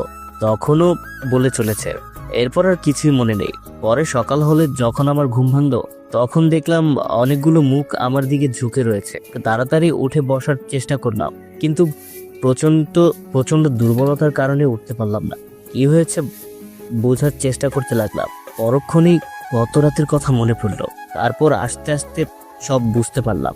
আমাকে কোনো কিছু জিজ্ঞেস করার সুযোগ না দিয়ে লোকটা এক মনে বলে যেতে লাগলো। এরপর একটু সুস্থ হওয়ার পর বাড়ির লোকজনের কাছ থেকে শুনলাম 3 দিন নাকি আমাকে খুঁজে পাওয়া যাচ্ছিল না। পরের লোকজন লাগিয়ে অনেক খোঁজাখুঁজির পর ওই মেয়েটার পরিত্যক্ত বাড়ি থেকে অজ্ঞান অবস্থায় আমাকে পাওয়া যায়। এর একদিন পর সকালে আমার জ্ঞান ফিরে আসে, আর আমি ভাবছিলাম মাত্র 1 রাত ঘুমিয়েছি। এরপর থেকেই আমার মধ্যে কিছু রহস্যময় আচরণ শুরু হয়। কি ধরনের রহস্যময় আচরণ বলার সুযোগ পেয়ে লোকটাকে বাধা দিয়ে জিজ্ঞেস করলাম। লোকটা কোনো জবাব না দিয়ে রহস্যময় একটা হাসি উপহার দিল। বুঝতে পারলাম লোকটাই বিষয় নিয়ে আর কিছু বলতে চায় না। এরপর লোকটার সাথে পুরো রাস্তায় আর কথা হয়নি। আমি বিষয়টার ব্যাখ্যা কি হতে পারে তা নিয়ে অনেকক্ষণ চিন্তা করতে লাগলাম, কিন্তু চিন্তা করেও কোনো ব্যাখ্যা দাঁড় করাতে পারলাম না। শেষে ভাবলাম পৃথিবীতে কত রহস্যময় ব্যাপার ঘটে থাকে, সব কিছুর ব্যাখ্যা খুঁজে পাওয়া সম্ভব না। বাসটা যখন পৌঁছয় তখন রাত 10টা বেজে গিয়েছে। রাস্তায় জ্যামের কারণে বেশি দেরি হয়ে গেছে। এত রাতে একা যেতে হবে ভেবে একটু ভয় ভয় লাগলো। তখন লোকটাকে বললাম একসাথে চলে। তিনি এক কথায় রাজি হয়ে গেলে। একটু খটকা লাগলেও দুজন মিলে হাঁটা শুরু করলাম। হাঁটতে হাঁটতে খুব একটা কথা হয়নি। এক সময় ওনার গল্পে সেই রাস্তার ধারে চলে আসলাম। পাশে লোকটা থাকা সত্ত্বেও ভয়টা একটু বাড়তে শুরু করলো। কিছুক্ষণ পর যখন বাসটার কাছে আসলাম তখন হঠাৎ দেখলাম সুন্দর চেহারার একজন মেয়ে একটা কুপি হাতে দাঁড়িয়ে আছে। কুপির কমকমান শিখাটা কারণে মেয়েটার চেহারা কেঁপে কেঁপে উঠছে। প্রচন্ড ভয়ে আড়ষ্ট হয়ে গেলাম। পরক্ষণই পাশে তাকিয়ে দেখি আমার সাথে লোকটা নেই। আবার বাস ছাড়টার দিকে তাকিয়ে দেখি মেয়েটাও হাওয়া হয়ে গেছে। ভয়ে আতঙ্কে আমার অবস্থা তখন দিশেহারা। তাড়াতাড়ি করে কোনো মতে পা চালিয়ে বাড়িতে পৌঁছে গেলাম। বারবার মেয়েটির সুন্দর মুখটা চোখের সামনে ভেসে উঠতে লাগলো। পরে নানাকে জিজ্ঞেস করার পর জানতে পারলাম সগির নামের সেই ছেলেটা নাকি মেয়েটাকে ধর্ষণ করার পর হত্যা করেছিল। একদিন ওই পথে যাওয়ার সময় সে রহস্যজনকভাবে হারিয়ে গিয়েছিল। এরপর থেকে তাকে আর কোথাও খুঁজে পাওয়া যায়নি এবং সে যে কাহিনী শোনালো তার অধিকাংশই মিথ্যে ছিল। এই কথা শোনার পর বড়সড় একটা ঢোক গিললাম। সেদিন কি তাহলে একটা ভূতের সাথে এতটা পর পাড়ি দিয়েছি? ভাবতেই কেমন একটা শিরশিরে অনুভব হলো। অনেক চিন্তা করেও এই ঘটনার কোনো ব্যাখ্যা খুঁজে পেলাম না। পৃথিবীতে কতই না রহস্যময় ব্যাপার ঘটে থাকে। কথাগুলো বলে থামি স্যার। আজকে ওনার কথা তেমন কোনো রহস্যের গন্ধ আসছে না। স্যার চোখে চশমা ঠিক করে পিছন দিকে তাকায়। তাকে একটা ছেলে, নামটা সাইফুল স্যারের অজানা। ছেলেটার পরনে দামি একটা সাদা কালারের শার্ট, বুকে বোতামটা লাগানো, চোখে মোটা ফ্রেমের স্টুডেন্ট চশমা। ছেলেটার মুখের মণ্ডলে রয়েছে অজস্র মায়া। ছেলেটা আর কেউ নয়, সেই রাফি। সাইফুল স্যার তার হাতের ইশারায় রাফিকে দাঁড়াতে বলে। রাফি দাঁত বের করে একটা হাসি দিয়ে স্যারকে বলে, স্যার আমাকে কিছু বলবেন? রাফির কথা শুনে স্যার মুচকে এসে বলে, কিছু বলার জন্যই তো দাঁড় করিয়েছি। তোমাকে নতুন দেখছি এই ক্লাসে। তার নাম কি তোমার? আমার নাম রাফি হাসান। নামটা বেশ সুন্দর, কিন্তু তুমি শার্টের বুকের বোতাম লাগিয়ে রেখেছো কেন? গরম লাগছে না? গরম লাগবে কেন? আমি তো মোটা মানুষ না যে আমার গরম লাগবে। রাফির এমন বোকা বোকা উত্তর শুনে স্যার চুপ হয়ে যায়। রাফি ছেলেটা ভার্সিটি বেশ হাসি খুশি থাকে, কিন্তু বোকা বলে কেউ রাফির সাথে মিশতে যায় না। রাফি ক্লাস থেকে বের হয়ে শহীদ মিনারের দিকে যায়। কিছু মেয়ে সেখানে বসে আড্ডা দিচ্ছে, হয়তো তাদের গুরুত্বপূর্ণ কথোপকথন রাফি এগুলো শুনতে চায় না, তাই সে গাছতলায় বসার জন্য পা বাড়ায়। তখন কেউ পিছন থেকে মেলি কণ্ঠে রাফিকে উদ্দেশ্য করে ডাকে। কণ্ঠটা রাফির কাছে কেমন যেন পরিচিত মনে হচ্ছে, যেন আগেও কথা শুনেছে। রাফির পিছনে ফিরে তাকায় 6 জন মেয়ে শহীদ মিনারে বসে আছে। রাফির পিছনে ফিরলে মেয়েগুলোর মধ্যে একটা মেয়ের হাতে ইশারায় ডাকে। রাফি হালকা অবাক হয়ে মেয়েটাকে দেখে, কারণ কোনো এক রাতে মেয়েটাকে বিপদে পড়েছিল আর রাফি থেকে বাঁচিয়েছিল। অন্ধকারে রজনী যেতে মেয়েটার মুখ রাফির কাছে অস্পষ্ট ছিল, কিন্তু আজকের মেয়েটার কণ্ঠ আর সেই রাতে মেয়েটার কণ্ঠ একই, চেহারা অনেকটা মিল। রাফি মেয়েগুলোর কাছে এসে তারে পরিষ্কার মাঝারি আকারে দাঁতগুলো বের করে বড় বড় করে একটা হাসি দেয়। মেয়েগুলোর মধ্যে থেকে নুসরাত নামের মেয়েটি রাফিকে উদ্দেশ্য করে বলে, এই ছেলে, তুমি এমন বোকার মতো করে হাসতেছো কেন? আমাদের সামনে কি লজ্জা করছে? আমি এমনই, সবসময় হাসি খুশি থাকতে পছন্দ করি, তবে মেয়েদের দেখলে আমার লজ্জা করে না। রাফির কণ্ঠটা নুসরাতের কাছে কেমন যেন পরিচিত মনে হচ্ছে, তাই সে জিজ্ঞেস করে, আচ্ছা, তোমার সাথে কি আগে কখনো আমার দেখা হয়েছে? না, আপনাকে আমি আজ জীবনের প্রথম দেখছি, আগে কখনো দেখিনি। কিন্তু হঠাৎ এটা জিজ্ঞেস করলেন কেন? তোমার কণ্ঠটা আমি আগে কোথাও শুনেছি, কিন্তু কোথায় সেটা মনে করতে পারছি না। তুমি ভার্সিটিতে নতুন নাকি? আমি ভার্সিটিতে নতুন, 2য় বর্ষে, ইকোনমিক্স ডিপার্টমেন্টে। আপনি? আমি তোমার সাথেই পড়ি, কিন্তু অন্য ডিপার্টমেন্টে। রাফির কথাটি শুনে মুচকি আসে। রাফির কেমন যেন একটা অন্যরকম অনুভূতি হাঁচিয়ে দিচ্ছে। মনের ভিতরে অগোচর সুপ্ত অনুভূতিগুলো ব্যস্ত হয়ে পড়ছে। অনুভূতিগুলোর সাথে জন্য একবার মনে কোনো নারীর প্রয়োজন পড়ে, কিন্তু উদ্দেশ্যহীন এই জীবনে সাথে কি চড়বে, কথাটা ভাবতে এই রাফির মনটা খারাপ হয়ে যায়। নুসরাত খেয়াল করে হাসি খুশি থাকা ছেলেটা হঠাৎ মুখটা কেমন কালো হয়ে এলো কেন, তাই সে রাফিকে জিজ্ঞাসা করে, এই রাফি, তোমার মুখে হঠাৎ এমন কালো আভা এসেছে কেন? এতক্ষণ তো বেশ হাসি খুশি ছিলা, এখন মন খারাপ কেন? কোনো সমস্যা? না, কোনো সমস্যা নেই, তবে মা বাবার কথাটা অনেক মনে পড়ছে, তাই হয়তো মনটা খারাপ হয়ে গেছে। রাফি, তোমার কি মা বাবা নেই? এই পৃথিবীতে কি তুমি একা? আমি বড় একা। আমি এই পৃথিবীর বড় এক অবহেলিত জনগোষ্ঠীর মধ্যে একজন। যখন জীবন তোমাকে কাঁদানোর 100 কারণ দেয়, জীবনকে দেখাও যে তোমার হাসির হাজারো কারণ আছে। তুমি কখনো মন খারাপ করে থাকবে না, এটা তোমাকে মানায় না। তোমাকে শুধু হাসি উজ্জ্বল মুখেই মানায়। আমি চাই নিজেকে স্বাভাবিক রাখার জন্য, কিন্তু এই শহরে কিছু চেনা বেমানের জন্য থাকতে পারি না। সেই ভয়ঙ্কর অতীত এখনো আমাকে কুড়ে কুড়ে খাই। বিশ্বাসঘাতকতা করা ঠিক না, তবে কিছু মানুষের সাথে বেইমানি না করে পারাও যায় না। রাফি, অতীতকে ভুলে গিয়ে বর্তমানের ভবিষ্যতে চিন্তা করো, এটা তোমার জন্য অনেক ভালো হবে। নুসরাতের কথাগুলো রাফির মনটাকে আবার উৎফুল্ল করে দেয়। রাফি আশেপাশে তাকায়, তাকে ফার্সিটি পেয়ে অনেক ছেলে রাফি থেকে রাগি মুড নিয়ে তাকিয়েছে। ফার্সিটির সকলের ক্রাশ হচ্ছে নুসরাত। অনেক ছেলেরা নুসরাত থেকে প্রপোজ করছে, কিন্তু সে কাউকে পাত্তা দেয় না। ছেলেদের সাথে সে বেশি কথা বলে না, কিন্তু আজ হঠাৎ নুসরাত একটা বোকা ছেলের সাথে এমনভাবে হেসে হেসে কথা বলছে, কেউ এটা মানতে পারছে না। রাফি এটা বুঝতে পেরে শহীদ মিনার চত্বর থেকে কেটে থেকে পা পায়। নুসরাত মেয়েটার সব মেয়েদের থেকে আলাদা, ধনী হওয়া সত্ত্বেও সবার সাথে অল্প সময় মিশে যায়। রাফি নুসরাতকে অনেক পছন্দ হয়েছে, কিন্তু এই কথাটা কীভাবে বলবে সে সেটাই বুঝতে পারছে না। কিন্তু সে কি রাফিকে ভালোবাসবে? যেখানে রাফির আসার পরিচয় পেলে সবাই ভয় পেয়ে দূরে চলে যায়, তাহলে একে দিনে কি নুসরাত রাফিকে ভালোবাসবে? জীবনটা অনেক সুন্দর যদি কারো ভালোবাসে এই জীবন পূর্ণতা পায়। যদি কেউ কষ্টটা ভাগ করে নিতে চায়, নিজের সকল আনন্দের সেই প্রেয়সীর মাঝে বিলিয়ে দিতে চায়। ভাই, শহরে নতুন কমিশনার এসেছে। কালকে রাতের খুনটা নিয়ে শহরে অনেক ঝামেলা হচ্ছে। সালমান তার লোকজন নিয়ে বিশৃঙ্খলা সৃষ্টি করছে শহরে। জনগণ আতঙ্কিত হয়ে গিয়েছে। উপর থেকে খবর এসেছে রাফু ভাইকে কে মৃত অথবা জীবিত দেখতে চায় জনগণ। রাত প্রায় 9:15। রাফি বেলকনি বসে একা আমার চন্দ্রবিলাস হচ্ছে মনুষ্যকে একটার পর একটা সিগারেট এনে যাচ্ছে। সিগারেট খাওয়ায় স্বাস্থ্যের জন্য ক্ষতিটা, এটার জন্য মানুষ সেটা খায়। তার বদ অভ্যাস না, এটা তার নেশা। কিছু কিছু নেশা জীবনের সাথে এমনভাবে মিশে যায় যা ছেড়ে দেওয়ার সম্ভব হয় না। যদি ছেড়ে দেওয়ার চেষ্টা করি তাহলে এর কাছে আর কিছু ভালো লাগবে না। রাফির কাছে ব্যাপারটা এমন হয়, সে সিগারেট খাওয়াটা এনজয় করে। রাতে আকাশে চাঁদ দেখার মজা আলাদা, কিন্তু একা চন্দ্রবিলাস করতে কেমন যেন অনুভূতি লাগে। চন্দ্রবিলাস আর সিগারেট আনতে রাফি এমন ব্যস্ত যে টনি কখন এসে তার পাশে বসেছে সেটা সে খেয়াল করেনি। টনি হালকা করে এক শুকনো কাশি দেয়। রাফি আকাশের দিকে থেকে দৃষ্টি সরিয়ে টনির দিকে তাকায়। টনি মনে হয় আজকে ক্লিন শেপ দিয়েছে, যার কারণে চাঁদের মুখে স্পষ্ট বোঝা যাচ্ছে।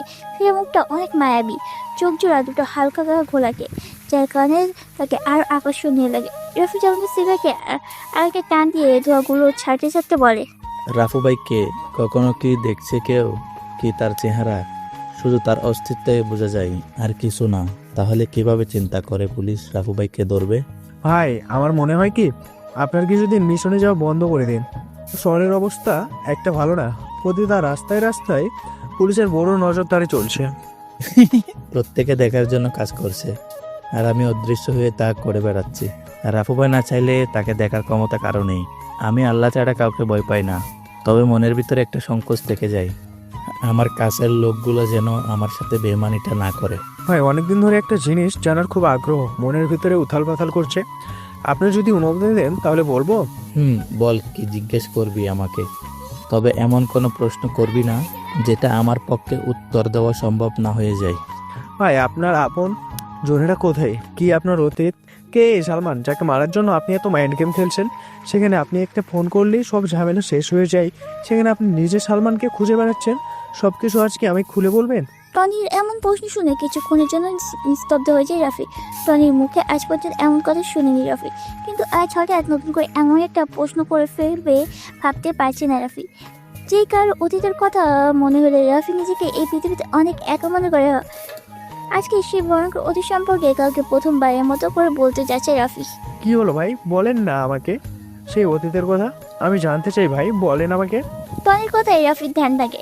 রাফি আজকে নিজের ভয়ঙ্কর অতীত সম্পর্কে কাউকে বলে কিছুটা কষ্ট দূর করতে চায়। রাফি একটা সিগারেট জ্বালায় নিস্তব্ধ। এই পরিবেশ শোনা যাচ্ছে দুজন মানুষের নিঃশ্বাসের ফেলার নিয়ম আর জনপাখি পোকার মন টানে সেই পরিচয়টা। রাফি নিকটে বিষাক্ত ধোঁয়াগুলো ছাড়তে ছাড়তে বলে, বলবো। আজ আমি প্রথম কাউকে বলবো আমার ভয়ঙ্কর অতীত সম্পর্কে। তবে আমার অতীতের কথা শুনে কিন্তু তুই কোনো কথা বলতে পারবি না। ভাই আপনি শুরু করেন প্লিজ, আমি আর অপেক্ষা করতে পারছি না। রাফি একটা দীর্ঘ নিঃশ্বাস ফেলে বলতে শুরু করে। সময়টা আরো 10 বছর আগের, যখন আমার বয়স 15 বছর। বাবা মা, আমি, চাচা চাচি আর একটা ছোট চাচাতো ভাই নিয়ে আমাদের পরিবার ছিল। সেই পরিবারের সবচেয়ে আদরের সন্তান ছিলাম আমি। আমার বাবা আর চাচা অনেক বড় বিজনেসম্যান ছিল, শহরে অনেক নাম ডাক ছিল, শত্রুর কোনো অভাব ছিল না। হেসে খেলে জীবন পার করছিলাম আমরা। কিন্তু হঠাৎ আমার সেই হাসি খুশি জীবনের নেমে আসে অন্ধকারের প্রতিচ্ছবি। রাতে বাবা মাকে জীবিত দেখে ঘুমাতে গিয়েছিলাম। সকালে ঘুম থেকে উঠে মা বাবা রক্তাক্ত গলা কাটা দেহ দেখে বেশ অবাক হয়ে গেছিলাম। বাগরুদ্ধ হয়ে যাই আমি। বলার মতো কিছু ছিল না আমার। অজরে কান্না করেছি আমি। আমাকে সান্ত্বনা দেওয়ার মতো পৃথিবীতে আর কেউ ছিল না। দিন পার হয়ে মাস আসে, আমার প্রতি সবার অবহেলা বাড়তে থাকে। চাচা চাচির মাথার বোঝা হয়ে গেলাম আমি। কেউ আগের মতো আদর করে না আমায়। খেয়েছি নাকি খালি পেটে আছে জানার চেষ্টাও করেনি কেউ। জীবনটা মরুভূমির মরীচিকার মতো হয়ে গেছে। কিছুদিন এভাবেই চলতে থাকার পর আমি চাচিকে বলি, ছোট মা, তোমরা সবাই আগের মতো আর আদর করো না কেন? আমার সাথে তেমন ভালো করে কথা বলো না কেন? কি বলবো তোর সাথে? এমনিতেই আমাদের মাথার উপর বসে বসে ঘরের অন্ন নষ্ট করছিস, অন্য কিছু করছিস না। সারাদিন মা বাবার ছবি নিয়ে ঘরে বসে। এখন থেকে যদি প্রতিদিন খেতে হয় তাহলে ঘরের কাজের লোকের সাথে কাজ করে খাবে, নয়তো কাল থেকে তোর খাওয়া বন্ধ। ছোট মা, ঘরের কাজ করার জন্য তো অনেক কাজের লোক আছে, তাহলে আমাকে আবার কাজ করে খেতে হবে কেন? ঘরের কাজের লোকের বেতন কি তুই দিবি? কাল থেকে বাড়ির কাজের লোক কমানো হবে, দুজনের কাজ তুই একাই করবি, এটাই আমার শেষ কথা। ছোট মায়ের কথা শুনে কি বলবো বুঝতে পারছি না। বেশ অসহায় দৃষ্টিতে তাকিয়েছিলাম আমি। এই কি সেই ছোট মা যে আমাকে প্রতিবেলায় নিজ হাতে খাইয়ে দিত?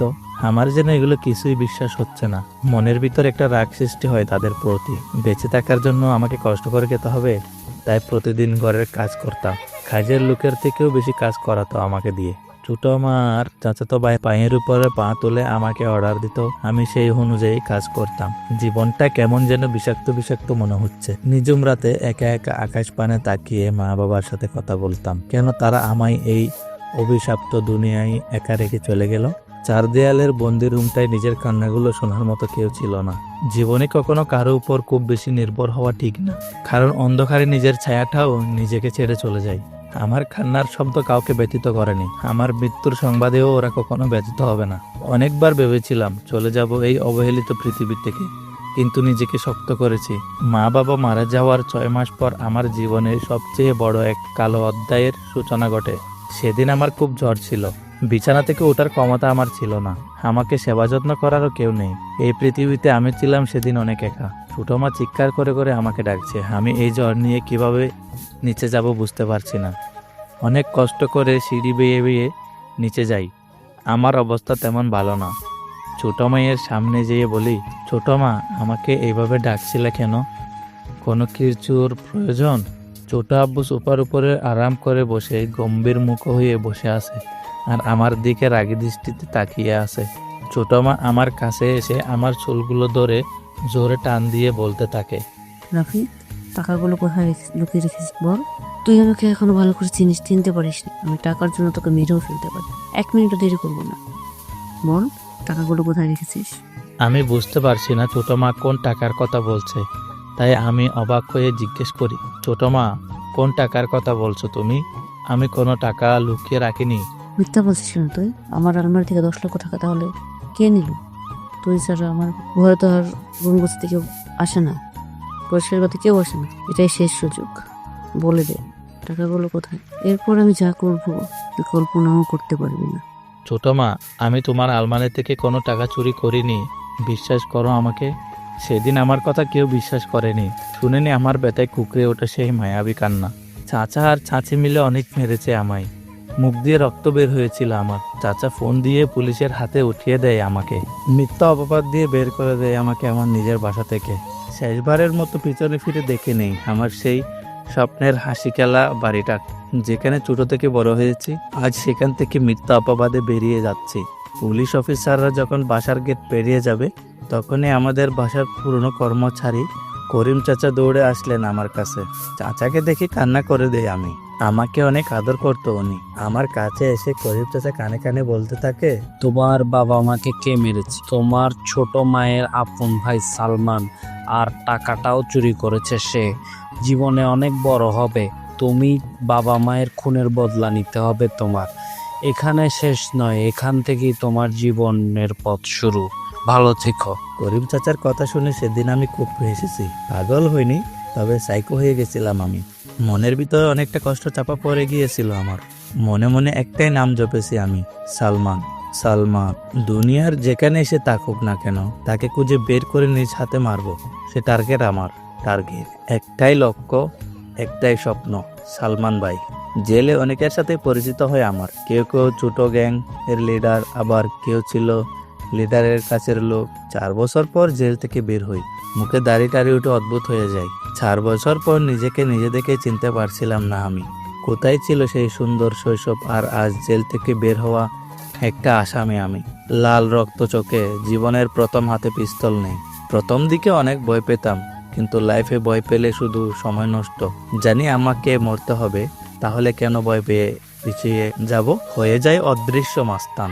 সালমানের খোঁজ নিয়ে জানতে পারি ঢাকার ডন হয়ে যায় সে। সালমানকে ধরতে হলে তার চেয়ে বড় কিছু হতে হবে আমায়। শুরু করি মাস্তানে, সারা দেশে ছড়িয়ে যায় রাফু ভাই। কিন্তু এখনো সেই রাফু ভাইয়ের চেহারা সবার কাছে অদৃশ্য, রহস্যময়। অনেক আবেগ নিয়ে কথাগুলো বলে থামে রাফি। রাত প্রায় শেষের দিকে দূর থেকে শোনা যাচ্ছে মসজিদে দেওয়া মুহসিনের ফজরের আজান। আজকে রাফি মসজিদে যাবে। অনেকদিন যাবো নামাজ পড়া হয় না, তাই শুয়ে থেকে শার্টটা খুলে কালো একটা পাঞ্জাবি পরে নেয়, মাথায় টুপটা লাগিয়ে রওনা দেয় মসজিদের উদ্দেশ্যে। নুসরাত দেখ, কালকে বোকা ছেলেটা, কে জানো নাম? ও রাফি, আজকে নতুন গেট আপ নিয়ে আসছে। মিমের কথাটা শুনে সবাই ক্যাম্পাসের গেটের দিকে তাকায়। একটা সুদর্শন যুবক ক্যাম্পাসে প্রবেশ করছে। পরনে তার কালো কালারের শার্ট, আগের মতো ও করে বুকের বোতামটা লাগানো নেয়। স্টাইলিশ দিন, চোখে চশমাটা বদলে গেছে, আগেরটার মতো মোটো ফ্রেমের না। কম বেশি অনেকেই রাফি দিকে তাকিয়ে আছে। আজ হঠাৎ করে এমন করে বোকা ছেলেটা সবাইকে অবাক করে দেবে ভাবতে পারছে না কেউ। রাফি নুসরাতে দেখতে না পার ভান দিয়ে প্যান্টের পকেটে হাত দিয়ে চলে যাচ্ছে। তখনই নুসরাত রাফিকে ডাক দেয়। রাফি যেন এই ডাকের অপেক্ষাই করছিল। আজ মূলত সে হালকা গেট আপ চেঞ্জ করছে নুসরাতের জন্য। রাফি নুসরাতের সামনে যেয়ে দাঁড়ায়, কোনো কথা বলে না। একবারে নুসরাতই জিজ্ঞেস করে রাফিকে, কি ব্যাপার রাফি, আজ হঠাৎ এমন গেট আপ? নতুন গার্লফ্রেন্ড পেয়েছো নাকি? গার্লফ্রেন্ড না, তবে কোনো এক প্রেয়সীকে দেখার পর থেকে মনটা কেমন যেন করছে, তাই আর কি নিজেকে হালকা চেঞ্জ করার চেষ্টা করছি। আমরা তো দেখতেই পারছি কেমন চেঞ্জ। দামি শার্ট, প্যান্ট, চোখে চশমাটাও চেঞ্জ, হাতে লেটেস্ট মডেলের নতুন ঘড়ি, শরীরে পারফিউমের তাজা গন্ধ আসছে। বাহ, বেশ ভালোই তো নিজেকে চেঞ্জ করেছো একদিনে। চেষ্টা করছি নিজেকে বদলাতে, আজ মনে হয় কিছুটা সফল হয়েছি। এই পৃথিবীতে টিকে থাকতে হলে নিজেকে আরো উন্নত করতে হবে। মানুষ যতটা সুখী হতে চায় সে ততটাই হতে পারে। সুখের কোনো পরিসীমা নেই। ইচ্ছে করলেই সুখকে আমরা আকাশ অভিসারী করে তুলতে পারি। এখন এটা বলো, তোমার গার্লফ্রেন্ডকে, আর সে কি ভার্সিটিতে পড়ে নাকি অন্য কোথাও? আমাদের সাথে পরিচয় করিয়ে দিবে কখন? কথাটা শুনে রাফি নুসরাতের কাছে যায়। রাফি শরীর দেওয়া মারাত্মক পারফর্ম নুসরাতের কেমন যেন আকর্ষণ করছে। রাফি আরেকটার কাছে নুসরাতের কানে কানে যেয়ে পারে, অনুরোধ নয়, তবে অনুরাগে বলছি, আজ বিকেল 4টায় তোমার জন্য অপেক্ষা করব ধানমন্ডির লেগের পাড়ে। আমি জানি তুমি আসবে। তোমার সাথে নতুন কাউকে পরিচয় করিয়ে দিব, তবে শুধু তোমার একারই দাওয়াত রইল, অন্য কারো নয়। কথাটা বলে সেখানে আইন না, কারণ সে জানে এখন তার নুসরাতের সামনে অনেকেরই প্রশ্নের উত্তর দিতে হবে। অপেক্ষা সেই বিকেলে 4টা, কখন সেই সময়টা আসবে। সময়টা বিকেল 3:40। রাফি আয়নার সামনে দাঁড়িয়ে নিজেকে গোছানোর চেষ্টা করছে। রাফি আজ একটা নীল রঙের পাঞ্জাবি পরেছে, তার সাথে কালো জিন্স, চোখে স্টাইলিশ চশমা, হাতে লেটেস্ট মডেলের রোলেক্স ঘড়ি, মাথায় করা পারফিউম, চুলগুলো আজকে কেটে এসেছে, মুখে তেমন দাড়ি বোঝা যাচ্ছে না। নিজেকে আয়নায় দেখে নিজেই চিনতে পারছে না। মনে হয় কোনো রোমান্টিক শহরের নায়ক সে। টেবিলের উপরে থাকা বাইকের চাবিটা ডান হাত দিয়ে ঝাঁকাতে ঝাঁকাতে সিঁড়ি বেয়ে নিচে নামে। প্রথমেই টনির সাথে দেখা হয় রাফির। টনি কেমন অচেনা দৃষ্টিতে তাকিয়ে আছে রাফির দিকে। টনির চাহনিতে বোঝা যাচ্ছে সে মনে হচ্ছে কোনো ফিল্মের স্টারকে দেখছে। রাফি টনির দিকে তাকায় আর তার গোলাপি রঙের ঠোঁট দিয়ে শীষ বাজাতে থাকে। টনি এসে রাফির সামনে দাঁড়ায়, নিঃশব্দে পা থেকে মাথা অবধি স্ক্যান করে সে। টনি বুঝতে পারছে না যে হঠাৎ একটা ছেলের এমন করে সাজার কি কারণ থাকতে পারে, তাই সে রাফিকে জিজ্ঞেস করে, ভাই দেখে মনে হচ্ছে কোথাও যাবেন, কিন্তু এমনভাবে সেজেগুজে কোথায় যাচ্ছেন? রাফি নিঃশব্দে হাসে, যেই হাসিতে লেগে আছে অনেক বছর অপেক্ষা করার পর কোনো কিছু পাওয়ার উত্তেজনা। রাফি টনির প্রশ্নের উত্তরে বলে, যাচ্ছি কোনো এক প্রিয়সীকে নিজের আবেগময় শহরে আমন্ত্রণ জানানোর জন্য। কিন্তু ভাই, কে সেই অচেনা প্রিয়সী যার জন্য আজ এত বছর পর নিজের সুপ্ত অনুভূতির শহরে তাকে জানান দিচ্ছেন? সময় হলে সবকিছু জানতে পারবি, তবে আমি না বলা পর্যন্ত কোনো বেশি কথা আমি পছন্দ করি না, সেটা তুই ভালো করেই জানিস। ভাই, রাস্তায় যদি কোনো ঝামেলা হয় তাহলে সাথে সাথে আমাকে ডাকবেন, আমি চলে আসব, কিন্তু আপনি কোনো ঝামেলা করলে ফেসে যাওয়ার ভয় বেশি। এই রাফি যদি নিজের ইচ্ছায় ধরা না দেয়, তাহলে পৃথিবীর এমন কোনো পুলিশ এখনো জন্ম নেয়নি যে কি না আমাকে ধরে থানায় নিয়ে যাবে। টনি কিছু বলতে যাবে কিন্তু তা আর বলতে পারে না। এর আগে রাফি সেই জায়গাটা ত্যাগ করে। ধানমন্ডির এই রাস্তাটা আজ বেশ ফাঁকা। কিছুক্ষণ পরপর 2-3টা গাড়ি দ্রুত গতিতে যাচ্ছে। দেখে মনে হয় তাদের কোনো গুরুত্বপূর্ণ কাজ ফেলে এসেছে। যদি এটা এখন না করে তাহলে সব কিছু শেষ হয়ে যাবে এমন অবস্থা।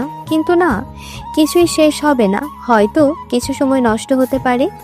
ওরা এটা বোঝে না যে এত দ্রুত গতিতে গাড়ি চালালে ভীষণ ঝুঁকি, কোনো বড় ধরনের দুর্ঘটনার শিকার হতে পারে। রাফি ফাঁকা রাস্তা পেয়ে একটু জোরেই বাইকটা চালাচ্ছে। বিকেলে ধানমন্ডির এই লেকের পাড়ে অনেক কাপলরা ঘুরতে আসে। রাফির আজ এটা প্রথম অভিযান, বলতে গেলে নতুন কোনো অনুভূতি প্রকাশ করতে যাচ্ছে। কিন্তু নুসরাত কি মেনে নেবে রাফিকে? কোনো ঘটনা ঘটার আগেই তা নিয়ে ভাবতেনি, পরে দেখা গেছে সব কিছু নিজের কাছে ঘুলিয়ে যাচ্ছে। বর্তমানকে উপেক্ষা করে ভবিষ্যৎকে নিয়ে বেশি চিন্তা করা ঠিক না। নুসরাত একটা বেঞ্চের উপর বসে আছে, পরনে তার কালো কালারের একটা শাড়ি, হাতে কিছু রঙিন চুড়ির সমাহার, মুখে কোনো কৃত্রিম মেকআপ করা নেই। এমনিতেই নুসরাতকে বেশ সুন্দর লাগে। মাথার চুলগুলো বাঁধা অবস্থায় না থাকলে তাকে যেন আরো মোহনীয় লাগতো। রাফি নুসরাতের সামনে এসে বাইককে কষে ব্রেক করে। নুসরাত অন্যমনস্ক থাকায় হঠাৎ বাইক থামায় হালকা ভয় পেয়ে যায়। নুসরাত ছোট ছোট চোখ করে সামনের দিকে তাকায়। হাসি উজ্জ্বল সুদর্শন একটা যুবক বাইক থেকে নেমে।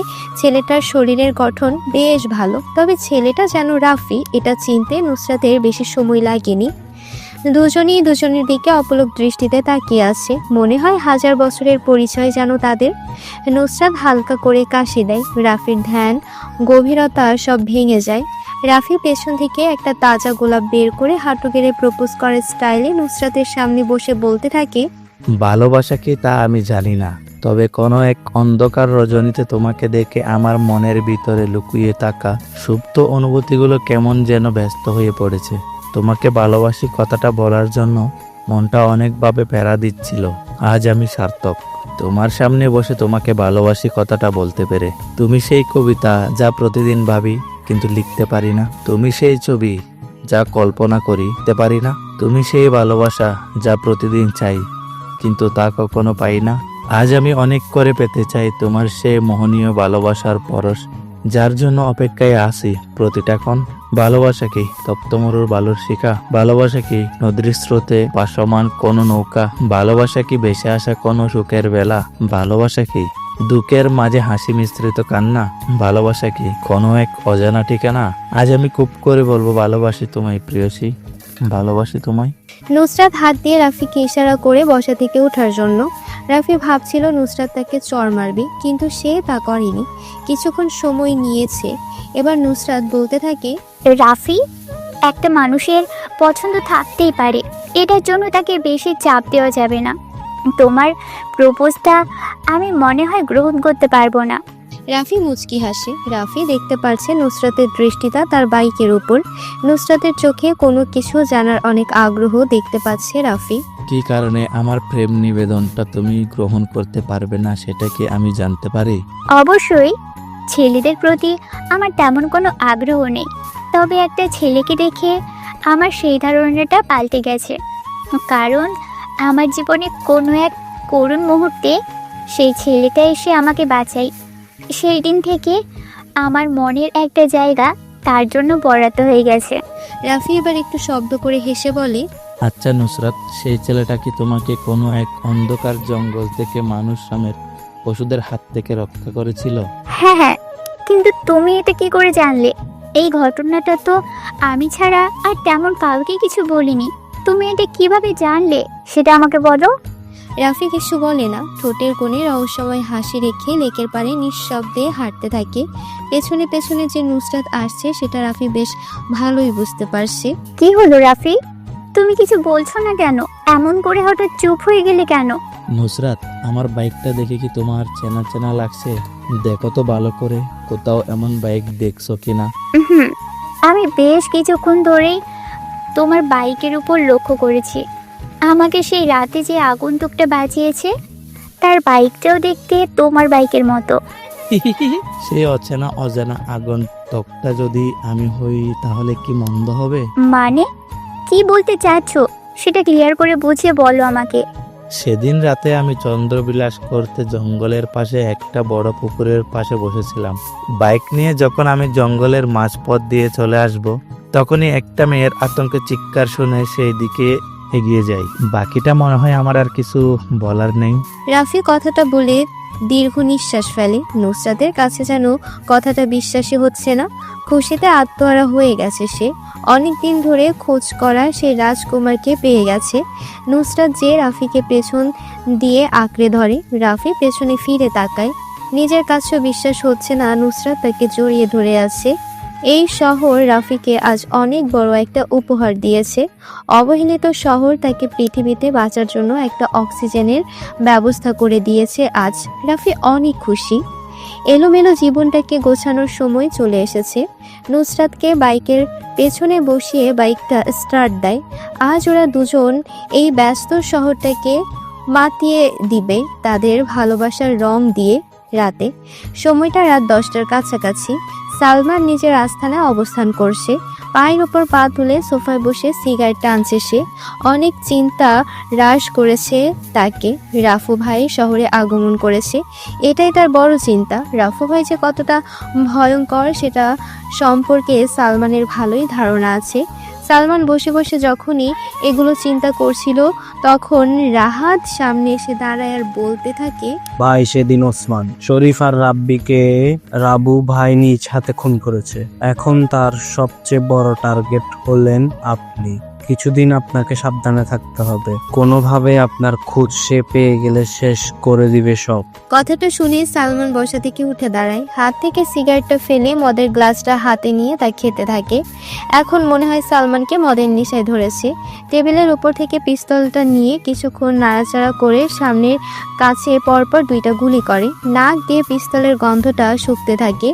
রাহাত জানে সালমান বেশি টেনশনে থাকতে এমনই কিছু করে। নেশাগ্রস্ত গলায় রাহাতকে উদ্দেশ্য করে বলে, রাফু আমার কিছু করতে পারবে না। আমি নিজ হাতে ওই রাফুকে মারব, নয়তো আমার শান্তি হবে না। নিজ হাতে কিভাবে রাবু ভাইকে মারলেন? আমার তো এখন পর্যন্ত চেহারাটা দেখতেও পাইনি। তাহলে কিভাবে রাবুর কাছে যাব?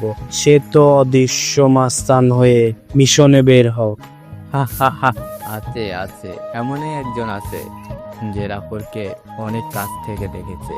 কে সেই ব্যক্তি যে রাবু ভাইয়ের মতো ভয়ানক মাস্তানের সম্মুখীন হবেন? রাফুর অনেক কাছের লোক, তার অতি বিশ্বাসের একটা ছেলে। আমাকে রাফুর সামনে নিয়ে যাবে। রাবু ভাইকে সামনে থেকে মারা যাবে না, পিছন থেকে মারতে হবে। কিন্তু ভাই, আমি একটা ব্যাপার বুঝতে পারছি না, যে রাবুর সাথে সে কেন বেইমানি করবে?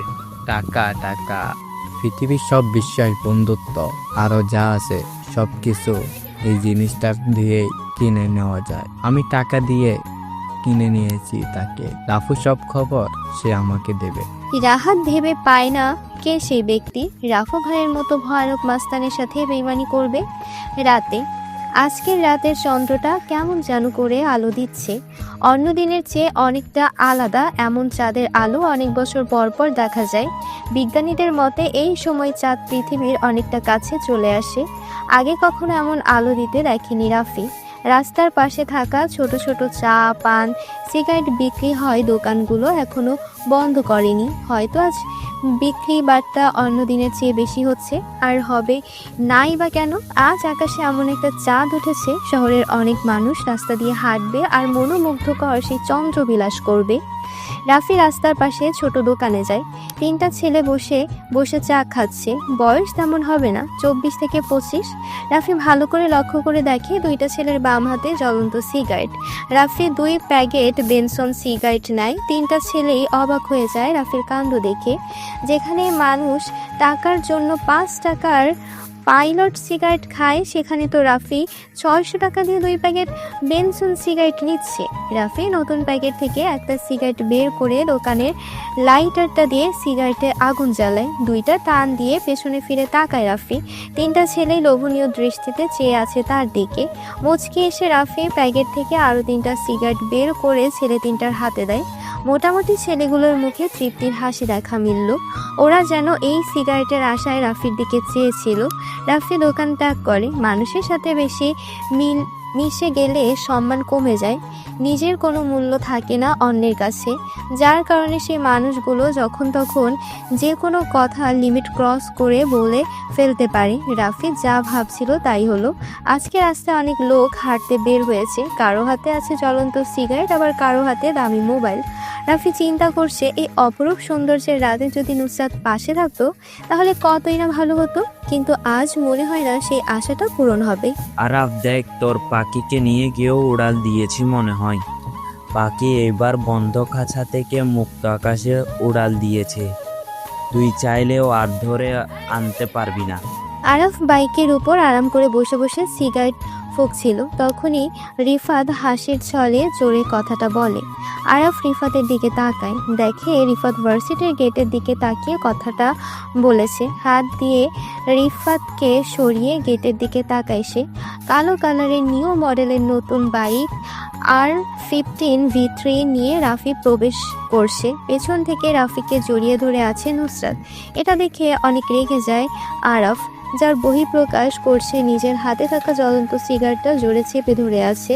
রিফাত, শাওন, মাসুদ, তোরা সবাই গিয়ে হকি স্টিক, স্টাম্প যা আছে সব নিয়ে আই। আজকে এই রাফুর বাচ্চাকে আমি শেষ করে দেব।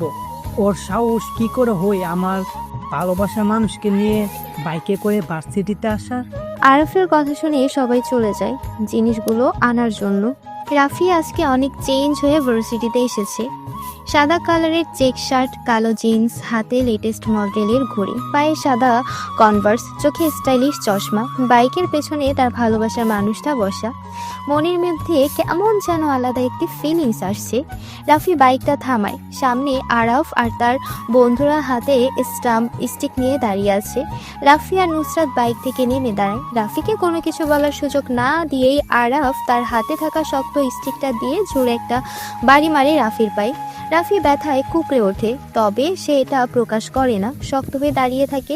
ঠোঁটের কোণে ঝুলে আছে হতাশা ডাকা সেই হাসি। নুসরাত সামনে এগিয়ে আসবে, তা আর সে পারে না। রাফি হাতের ইশারায় নুসরাতকে থামিয়ে দেয়।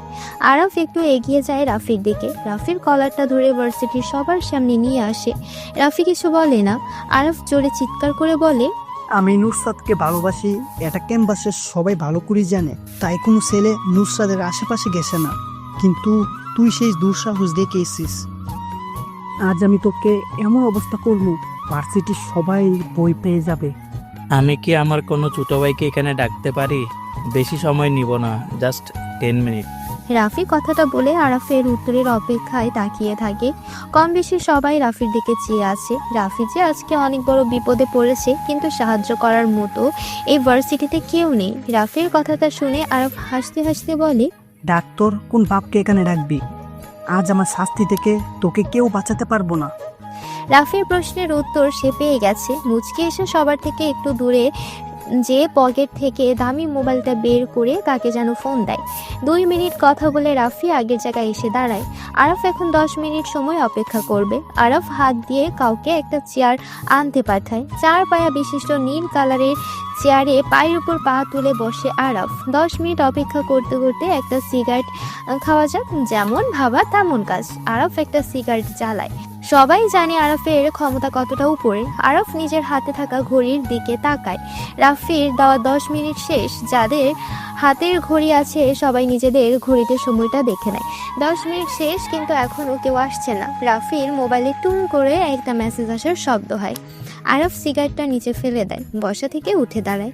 রাফির কাছে এসে বলে, নিজের হাতের ঘড়ির দিকে একটু তাকা, 10 মিনিট তো শেষ। তোর ছোট ভাই কি এখানে আসবে না তোকে বাঁচাতে? রাফির সময় দেখতে হয় না, সে নিজেই সময়কে নিজের অস্তিত্বে ঘুরাই। ছোট ভাই তো সে কখন এসে বসে আছে, কিন্তু তোরা কখন অ্যাকশন শুরু করবি সেটার অপেক্ষায় বসে আছে। রাফির কথা শুনে উপস্থিত সবাই ক্যাম্পাসের গেটের দিকে তাকায়, কিন্তু কাউকে আসতে দেখতে পারছে না। তাহলে কি রাফি মিথ্যা কথা বলছে? কিন্তু এখানে মিথ্যা বলে লাভ কি? বড় কোনো ধরনের সমস্যা এখানে আজ হবেই। ওই তো ছোট ভাই, আমি দেখছি না কেন? নাকি আমার বই পেয়ে লেজ গুটিয়ে পালিয়েছে? রাফি কখনো কাউকে মিথ্যা কথা বলে না, এটা তার পছন্দ না। আমি একবার যখন বলেছি তখন তো নিশ্চয়ই আমার ছোট ভাই এসেছে, কিন্তু সে সবার শোকের আড়ালে। তোর দেখি মুখ ফুটিয়েছে। এতদিন দেখতাম ভার্সিটিতে বোকার মতো নাচতে, এখন মেয়ে পেয়ে পুরো চেঞ্জ। ভালো, বেশ ভালো। এত পরিবর্তনটা আমার কাছে খুব ভালো লাগছে। আমি নিজেকে পরিবর্তন করেছি ঠিকই, কিন্তু সেটা কোনো মেয়ের জন্য নয়।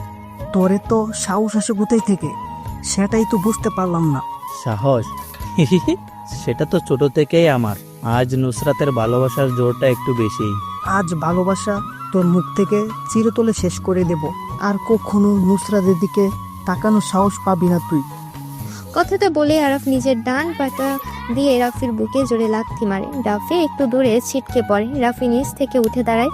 আরাফ যে রাফির মুখের পাশে সজোরে কিল মারে। আরাফ এত জোরে মারে যার কারণে রাফির ঠোঁট কেটে গল গল করে রক্ত বের হতে থাকে। রাফি ডান হাত দিয়ে ঠোঁটের কাছ থেকে রক্তটা নিয়ে দেখে উচ্চ কণ্ঠে হাসতে থাকে। আরাফ বোকা বনে যায়। একটা ছেলের ঠোঁট ফেটে রক্ত বেরোচ্ছে সেটা দেখেও সে কিভাবে হাসতে পারে? রাফি কি পাগল হয়ে গেছে নাকি? কেউ কিছু বুঝতে পারছে না। রিফাত পেছন থেকে রাফির কাছে যেয়ে দাঁড়ায়। হাতে থাকা স্টাম্পটা রাফিকে বাড়ি মারবে তখনই কোথা থেকে একটা স্নাইপারের বুলেট এসে রিফাতের ডান পায়ে লাগে। রিফাত নিচে পড়ে যায়। ব্যথায় তার অবস্থা খারাপ, পা থেকে রক্ত পড়তে থাকে। সে নিচে বসে বসে 2 হাত দিয়ে রক্ত বন্ধ করার বৃথা চেষ্টা করে। রাফি শব্দ করে হাসে। এই হাসিটা যেন আরাফের পছন্দ হয় না। রাফির হাসি তার কাছে বিষের মতো মনে হচ্ছে। সাবধানতা বজায় রেখে আরাফ ডান হাতে স্টিকটা নিয়ে রাফির দিকে এগিয়ে যায় মারার জন্য, কিন্তু সেটা আর পারে না আরাফ। এর আগেই গরম একটা বুলেট এসে আরাফের ডান হাতে লাগে। তার হাত থেকে শক্ত স্টিকটা নিচে পড়ে যায়। বাম হাত দিয়ে ডান হাতের উপর চেপে ধরে, কিন্তু এই ব্যথা যেন একটুও কমার নয়। এখন যদি মৃত্যু হয়ে যেত তাহলে ভালো হতো। এই অসমাপ্ত ব্যথা সহ্য করার মতো না। আরাফদের এই করুণ অবস্থা দেখে পেছনে হাতে স্টিক নিয়ে দাঁড়িয়ে থাকা 2টা ছেলে দৌড়ে পালিয়ে যায়। উপস্থিত কেউ বুঝতে পারছে না কোথা থেকে সাইলেন্সার লাগানো বুলেট এসে লাগছে আরাফদের শরীরে। সবাই অধীর আগ্রহ নিয়ে দেখে যাচ্ছে। রাফি চেয়ারটা টেনে বসে, একটা সিগারেট জ্বালায় সে। পরিবেশটা এখন শান্ত, তবে কিছুক্ষণ পর কি হবে জানা নেই কারো। সবার কাছে রাফিকে কেমন যেন অচেনা লাগছে। কেউ আগে কখনো রাফির এমন অবাক করা কাণ্ড দেখেনি। রাফি সিগারেটের বিষাক্ত ধোঁয়াগুলো উপরের দিকে ছাড়তে ছাড়তে বলে, আরাফ, কেমন লাগলো আমার শেষ খেলাটা? এতক্ষণ ধরে আমি তোকে কিছু বলিনি, এর মানে এই না যে আমি বোকা, আমি কিছু বলতে পারবো না। আমি শত্রুকে মারতে একটু টাইম নেই, দেখতে চাই শত্রু আমার প্রতি কতটা কঠোর হতে পারে। উত্তর বাচ্চা, তোকে আমি দেখে নেব। তুই আমাকে চিনিস না, আমি কে, কি আমার ক্ষমতা, এই সম্পর্কে তোর কোনো ধারণা নেই। আমি নিজেই নিজের ক্ষমতা সম্পর্কে ধারণা নেই, আবার তোর ক্ষমতা সম্পর্কে কি জানবো আমি? রাস্তার পাতি কুকুরগুলা একটু বেশি চিল্লাই, আর সিংহের একটাই গর্জনের যথেষ্ট পুরো শহরটা কাঁপানোর জন্য। পিছন থেকে গুলি করে কে? নিশ্চয়ই তোর ছোট ভাই। সাহস থাকলে বল সামনে আসতে, দেখি তার কত দম। মশা মেরে হাত কালো করার কোনো ইচ্ছেই আমার নেই। সিংহ সিংহের সাথেই লড়াই করবে, কোনো পাতি কুকুরের সাথে না। কথাটা বলে বসা থেকে উঠে দাঁড়ায় রাফি। বা পা দিয়ে চেয়ারটাকে ফেলে দেয় সে। সামনে যে নুসরাতের হাতটা ধরে সে। পেছন থেকে চিৎকার দিয়ে আরাফ বলে, রাফি, তোর সাথে আমার বাসায় দেখা হবে। এখন সময়টা তোর ছিল, কিন্তু এখন আমি সময়টাকে নিজে করে নিব। চ্যালেঞ্জ কর। আরফের কথা শুনে রাফি মাথাটা বাঁকা করে, জোরে বলে, দাওয়াত রইল আমার নীরব বিচ্ছিন্ন শহরে। নিজের শহরে ডেকে এনে ভালো খাতিরদারি করব, চলে আসিস। রাফি কথাটা বলে সেখানে আর দাঁড়ায় না, নুসরাতকে বাইকের পেছনে বসিয়ে রওনা দেয় তাদের গন্তব্যে। রাত 12টা কিংবা 1টা হবে। বাহিরে মুষলধারে বৃষ্টি পড়ছে। শহরটা এই বৃষ্টিতে ভিজতে ভিজতে পরিষ্কার হয়ে যাচ্ছে, কিন্তু এই শহরের কিছু মানুষের মন এখনো পরিষ্কার হয়নি। ভেতরে রয়ে গেছে অহংকার, হিংসা, মিথ্যা, আরো কত কিছু। মিরপুরের এই রাস্তাটা বড্ড ফাঁকা, কোথাও যেন মানুষের আনাগোনা নেই। নিস্তব্ধ হয়ে গেছে ব্যস্ত শহরটা। দূর থেকে ল্যাম্পপোস্টের আলো স্পষ্ট দেখা যাচ্ছে। মিরপুরের এই নীরব রাস্তায় একদল লোক দাঁড়িয়ে আছে। পরনে সবার রেনকোট, কারো রেনকোট কালো কালারের, আবার কারো হলুদ। কেন তারা এভাবে বৃষ্টির মধ্যে রাস্তায় দাঁড়িয়ে আছে? কি তাদের উদ্দেশ্য? রাফি আজকে রাতে মিশনের জন্য প্রস্তুত হয়ে গেছে। কালো কালারের পরিচিত রেনকোটটা পরে বাইকটা স্টার্ট দেয়। আজকে বাইরে অনেক বৃষ্টি, রাস্তাটা পুরো ফাঁকা। নিজের মায়ের মৃত্যুর প্রতিশোধ নিতে সালমানের মৃত্যু ঘোষণা করতে যাচ্ছে রাফি। সন্ধ্যা থেকে রাফি টনিকে দেখতে না যার কারণে একাই মিশনে বের হয় রাফি। মিরপুরের স্টেডিয়ামের পাশে রাস্তায় এসে বাইকটা থামায় রাফি। সামনে অনেকগুলো লোক রেইনকোট পরে দাঁড়িয়ে আছে। তাদের মধ্যে থেকে চেয়ারে বসে থাকা লোকটাই যে সালমান, সেটা বুঝতে রাফির কোনো অসুবিধা হলো না। রাফি সামনের দিকে এগিয়ে যায়। সালমানের সামনে একটা চেয়ার খালি পড়ে আছে। রাফি যেয়ে সেটাতে পায়ের উপর পা তুলে বসে।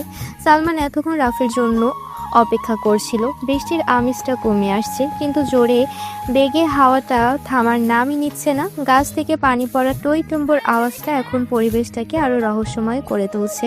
দুজনের মধ্যে নীরবতা বিরাজ করছে, কিন্তু এই সময় নীরবতা যেন শোভা পাচ্ছে না। তাই নীরবতা ভেঙে প্রথমে সালমান বলতে শুরু করে, আমার সামনে এখন বসে আছে বাংলাদেশের সবচেয়ে বড় মাফিয়ার লিডার রাপু ভাই। একটা শহর কাঁপাতে তার নিজের নামটাই যথেষ্ট। সে কেন আমাকে মারার জন্য এত গেম কেন, সেটাই বুঝতে পারছি না। কি কারণে আমি তার শত্রু হয়ে গেছি? আমি কাউকে মারার আগে বলি না কি কারণে তাকে মেরেছি। রাপু ভাই, কোথায় আপনার সৈন্য দল? আমার পিছনে তাকিয়ে দেখেন, কত সৈন্য দাঁড়িয়ে আছে আমাকে রক্ষা করার জন্য। আপনি একা তো আমাকে মেরে এখান থেকে চলে যেতে পারবেন না। তোকে পাহারা দেওয়ার জন্য এত পালা কুত্তার প্রয়োজন হয়, কিন্তু আমার কাউকে প্রয়োজন হয় না, আমি একাই 100। আজ আর সেই পুরনো ডায়লগে কাজ হবে না। এই শহরে একটাই বাঘ থাকে, তার নাম সালমান খান।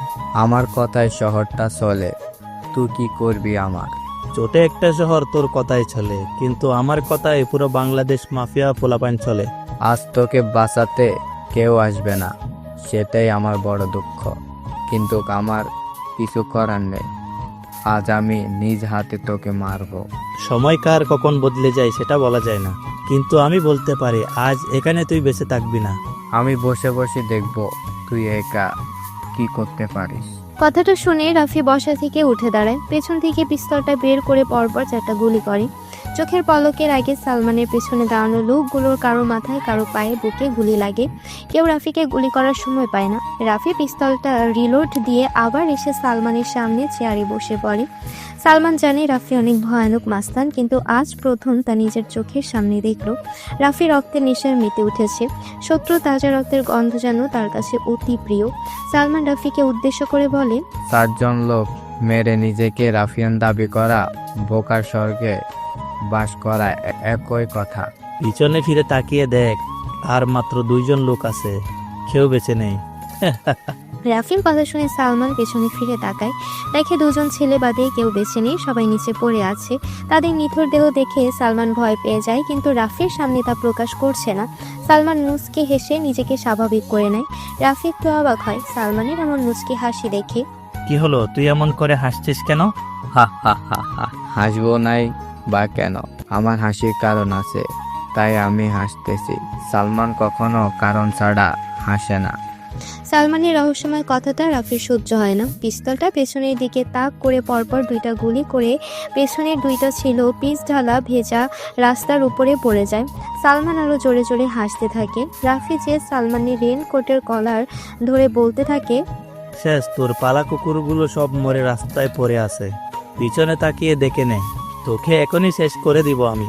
সালা গুলি দেখি কেমন বুকের ফাটা তোর। এখনো অনেক মাইন্ড গেম খেলার বাকি আছে, সেটা শেষ করে নেই আগে। আমি আর অপেক্ষা করতে চাই না, অনেক সময় দিয়েছি, আর না। আজ আমি এখানেই খেলা শেষ করে দিব। নো নো মিস্টার রাফু ভাই, সেই ভুলটা করবেন না। নিজের বিপদ ডেকে হানবেন না। হঠাৎ কারো গলার শব্দ পেয়ে রাফিয়ার সামনের দিকে তাকায়। বাইকে হেলান দিয়ে কোনো এক আগন্তুক দাঁড়িয়ে আছে। পরনে তার কালো রেইনকোট, মাথায় বড় হুডওয়ালা টুপি, মুখে কাটা মাস্ক। আগন্তুক দেখতে অনেকটা রাফির সাথে মিল আছে। কে এই আগন্তুক? রাফির নিজের ধারণার বাইরে, কিন্তু আগন্তুকের গলার কণ্ঠটা রাফির অনেক পরিচিত, তবে রাফি সেটা মনে করতে পারছে না। আগন্তুককে দেখে সালমান জোরে জোরে হাসতে থাকে আর বলতে থাকে, চলে এসেছে আমার মাইন্ড গেমার। রাফু, তুই চাইলেও আমাকে আজ মারতে পারবি না, কারণ তোর একটা বড় জিনিস আমার কাছে আছে। কিসের জিনিস যেটা তোর কাছে আছে? আরে এত উত্তেজিত হচ্ছিস কেন? জানবি কি তোর জিনিস, আর দেখতেও পারবি। অনেক সময় হয়ে গেছে সিগারেট খাওয়া হয় না, আমি সিগারেটটা জ্বালিয়ে নেই, তারপর তোর সাথে কথা বলছি। সালমান রেইনকোটের সামনের পকেট থেকে একটা সিগারেটের প্যাকেট আর লাইটারটা বের করে।